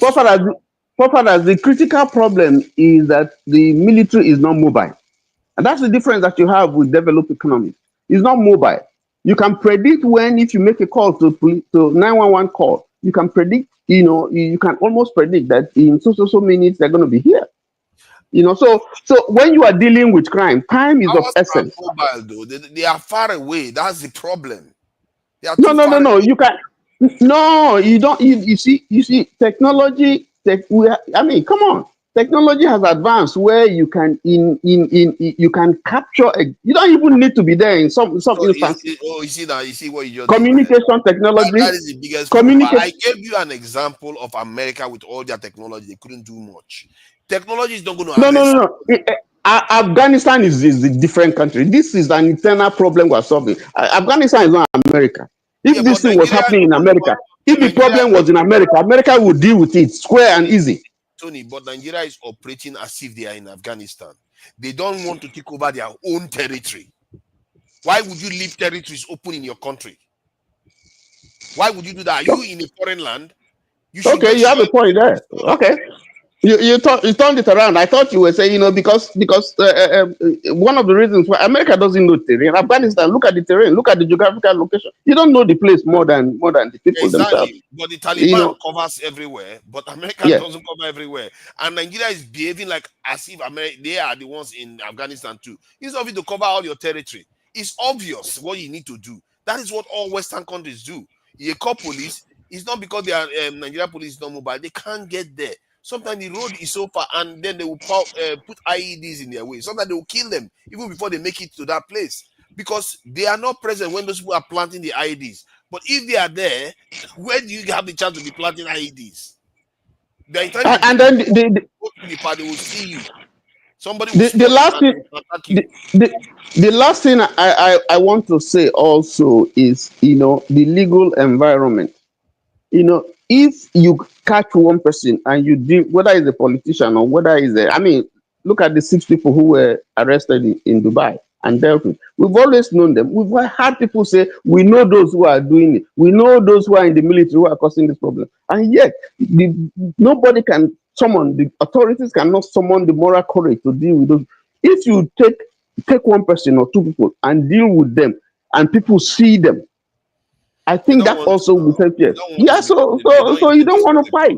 So how can you make progress? Yeah, but that's why it's a whole lot of problems. To force them, because I think the way this would think is, let me put it my way. They are like caretaker governments that don't want to do anything for this country. So, and if they are supposed to succeed in their job, the people cannot take control. So if they see the people trying to take control, they will step in to try to circumvent it and to an extent solve that problem. Otherwise, the people will not go away from them.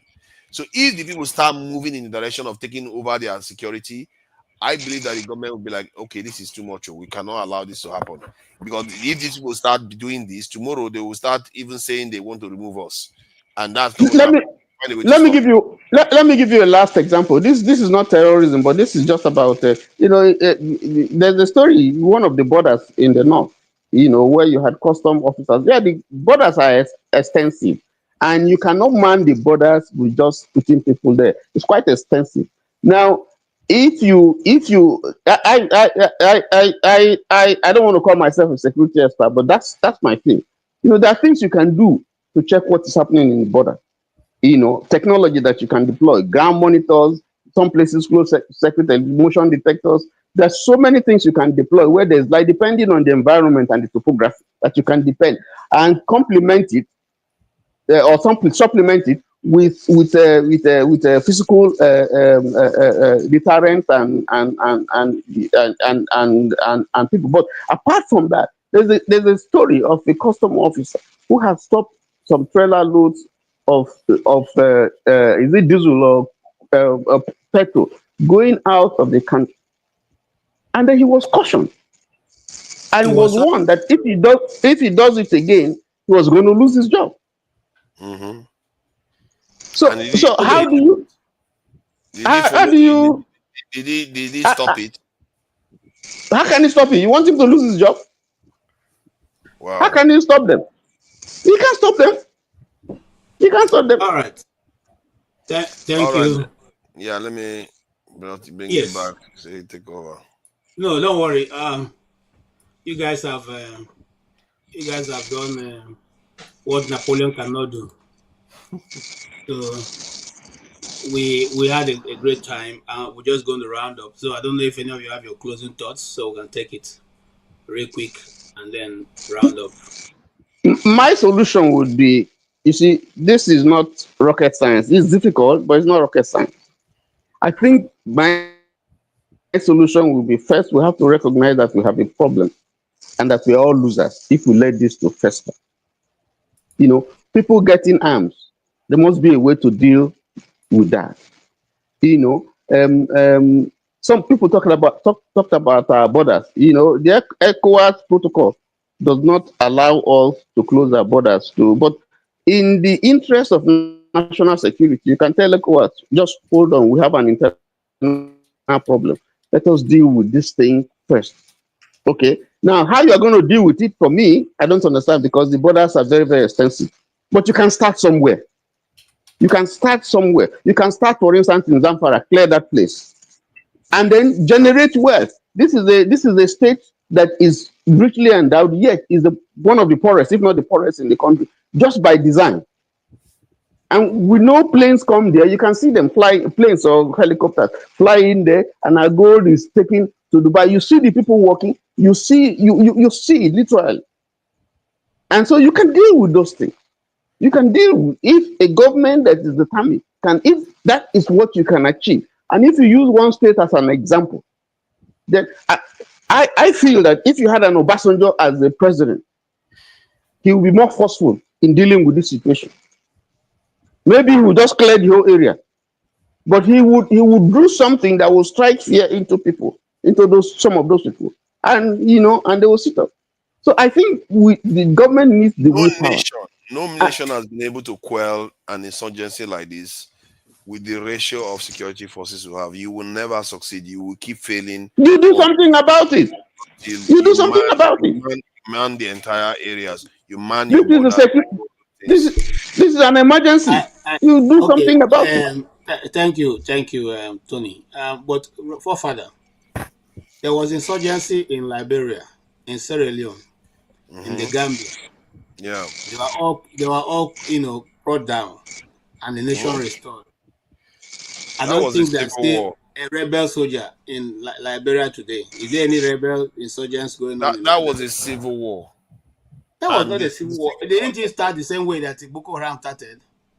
an asymmetric warfare whereby it's not a civil war, it's an ideological war, and a war that is being funded by outside. Is it the first time in Nigeria there were a group called Metaseni? I don't know whom the Metasini. I've heard of them. I think it has to do with them. So you see, KJ Metasine, they were occupying a place in Kano. You could see it. You know their location. So you could say, okay, they are all around here, and then you can level the whole place. Occupation. The only reason why the Okay. occupation got spread was because it was not taken care of at the appropriate time when it was supposed to be taken care of. That's what brought about this. The killing of what's his name? Yusuf Mohammed was what brought about the spread of Boko Haram. Contrary to whatever anybody is saying, when the police arrested him, and people advised, don't leave this guy alone, not leave me alone, but prosecute him. They quickly went to execute him. Is that not what brought about the spread of Boko Haram in the I north? think when first you started with Liberia as a way of saying that security forces are not necessary. You can't run away from it. We can run and hide and dodge and duck and distract and deflect all we want. If you don't put the people, that country you are sitting in right now, if by the time you travel 2 to 3 miles, you see police officers there. But if you even in the countryside, you will see that they will be patrolling everywhere. They don't let you rest. The moment they see something that they don't like, they will alert it. I remember there was an American guy that was on YouTube. He was testing something. He made a noise, and the police officers came there. They said, "Oh, there's something is going on." He had to explain to them, but because he's the white man and he's everybody's okay. But if it was any other strange person, an alarm will go out because they know they monitor everything in everywhere. And we come to our country. We don't seem to understand that there are so many areas in Nigeria where there are no security forces at all. They are not present. We've just been living on the wind and the prayer. All right. Is somebody sleeping on this? I can't see the person's mic. No, I don't think so. I was hearing some sound actually. I'm still hearing it. Yeah. I can hear you too. Let me see what I see. Yeah. First, I will check myself out just in case. You know how accountable I am. I'm very, very accountable. Stop now. No more. Okay, here's what I'm saying. Here's what I'm saying. Even though we're rounding up because we have hit our mark, the time is this. The thing is this. The insurgency that came into Nigeria, it's not the first time we're having insurgency. It's not the second time. It's not the third time. It's about the fourth serious insurgency in Nigeria. And all of that was taken care of. The mention of Liberia is that we now have not only fighting Boko Haram, we have a ragtag army in the north, in all kinds of names. The truth, why we still have difficulty in dealing with it, because we are not calling it what it is. We deceive ourselves. We say it is farmer headers clash. You and I and the people of Nigeria know that that is not the truth. When we tell ourselves the truth, and that's why I played a video of the... What is the truth? I'm coming. That's why I played a video of the lawmakers in Rivers State. You went to the TV, on the floor of the House. You said that you have followed due process to leave the PDP to APC. You wrote a letter. You went to the court. You swore an affidavit. Some days later, you come back and you say that what you said you didn't say, and what you did was you didn't do. And the people are going along with you. The media is going along with you. The police is going along with you. The law enforcement is going along with you. What kind of a nation are we? Are we a people that just love lies? Nobody, even when the opposition pointed out to the court that this is the evidence that we have, this was said on this channel, the court refused to accept that as an evidence. What kind of a people are we? We are people that love lies. The government love lies. We too, as citizens, we love the lies. We welcome it.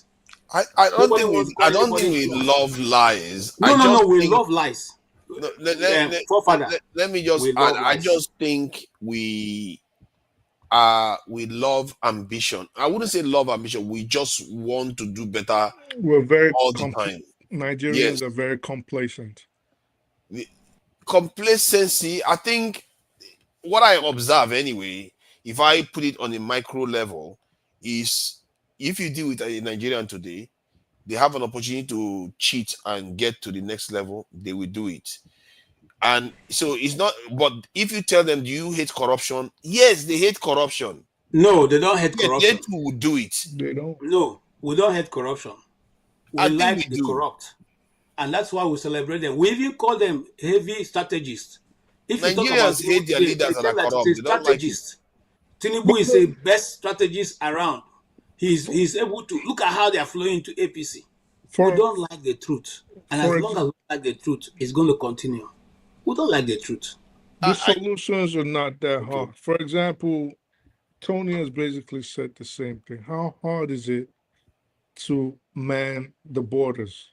You put people there, you put deterrence there.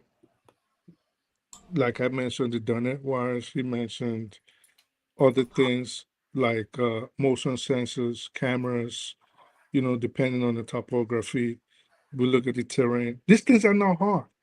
So if we can come up with these things, which we know, maybe by virtue of profession or whatever. But do you want to tell us that the Nigerian security forces don't know these things? So why aren't they implementing them? Arming, like arming people. How many people do you want to arm? You want to arm 20,000 people? You will never be able to control the after effect of what happens after. That's the truth. And let me shock you. I think I will close with this. Tony, I have a friend in Abuja. He's a specialist. He's IT specialist. He did a presentation to the federal government saying that you don't need people to man the pipelines. He had this thing that he showed, displayed to them. They will run it, and anywhere there's an issue with the pipeline, even before it is busted, they will see it. Ground monitors. They are ground I don't know what monitors. they Yeah. call it. Okay, but they will see it, and they can get to that point before it's even done, and it's much cheaper. I think they have it. I think they have it. They have it. 10 times cheaper. At that time, he was saying it than getting Topolo to guard the distance. KJ. Yes, sir. But angels will not man it now. It's the same. People depend on them. KJ, Nigeria issue is the more you look, the less you see. Which people you think are stealing the oil? You think it's the poor people like us? It's them now. Not them. That's why I the say problem we is. don't like truth. Not them now. Let's not deceive ourselves. We don't like truth. Tony, you know something else I would have did, and it is very. I know it violates a lot of UN charters and proliferation of arms charters, right? But we're in the Trump era, okay? If I was president of Nigeria, I will mind the borders. I promise you I would mind them. Bolivia and Chile mind their borders for years. They just recently stopped doing that less than a decade ago. I would mind those borders. And if you're coming from outside, because I want to contain whoever's inside already, and then we try to figure out who's trying to come in. But we want to contain who's in there. We barricade them in, barbed wires, the dynamic wires, motion sensors, the ground sensors, cameras, manpower, and then I will man the borders. I will mind them. The truth. If you're trying to come in, you die. That's not our problem. Yeah, what he's saying is realistic. It could take 20 years. It could take 15 years. It could take, but you start somewhere. You start somewhere. That would have been. That would have want to secure the border. It's something that can be done in a year. Why do we always? We don't care at that point. If you are serious, you can do it within a year. If they don't come in through the border, they die. Okay. I guess the discussion will continue. I thank you, gentlemen. It's been very, very, very interesting day.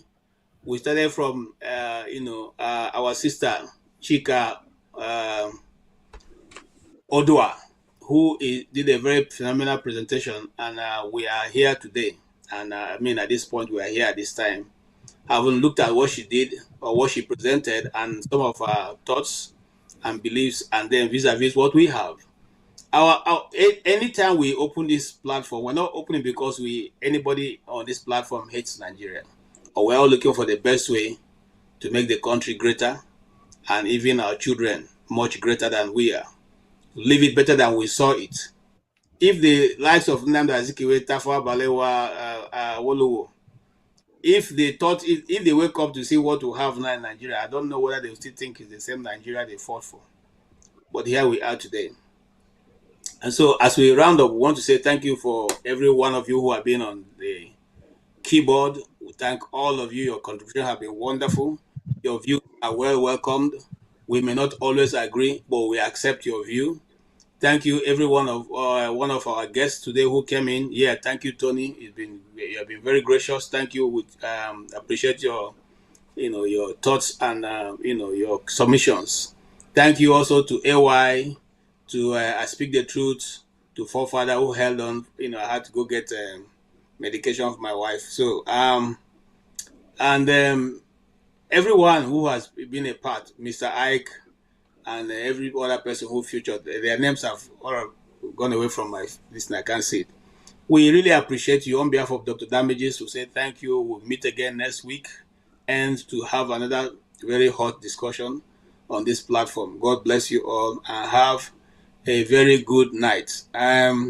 Good morning. Yeah, it's already have a very morning. good Yeah. morning for where you are, and good night if you're not sleeping yet. But Thank you. before we go, let's have this young lady tell us to.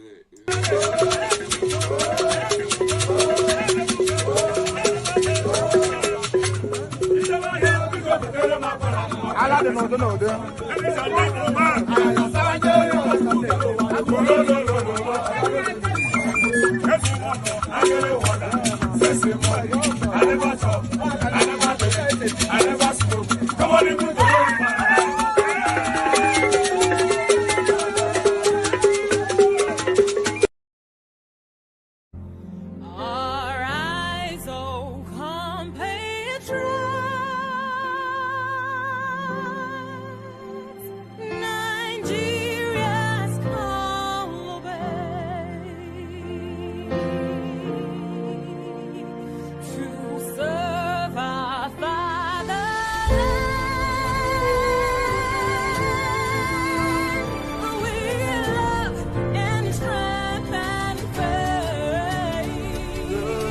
Labor of our heroes past shall never be in vain. To serve with heart and might, one nation bound in freedom, peace and unity. Hey, that's so. Oh, yeah. Arise, O compatriots, Nigeria call obey, to serve our fatherland, with love and strength and faith. The labor of our heroes past shall never be in vain. To serve with heart and might, one nation bound in freedom.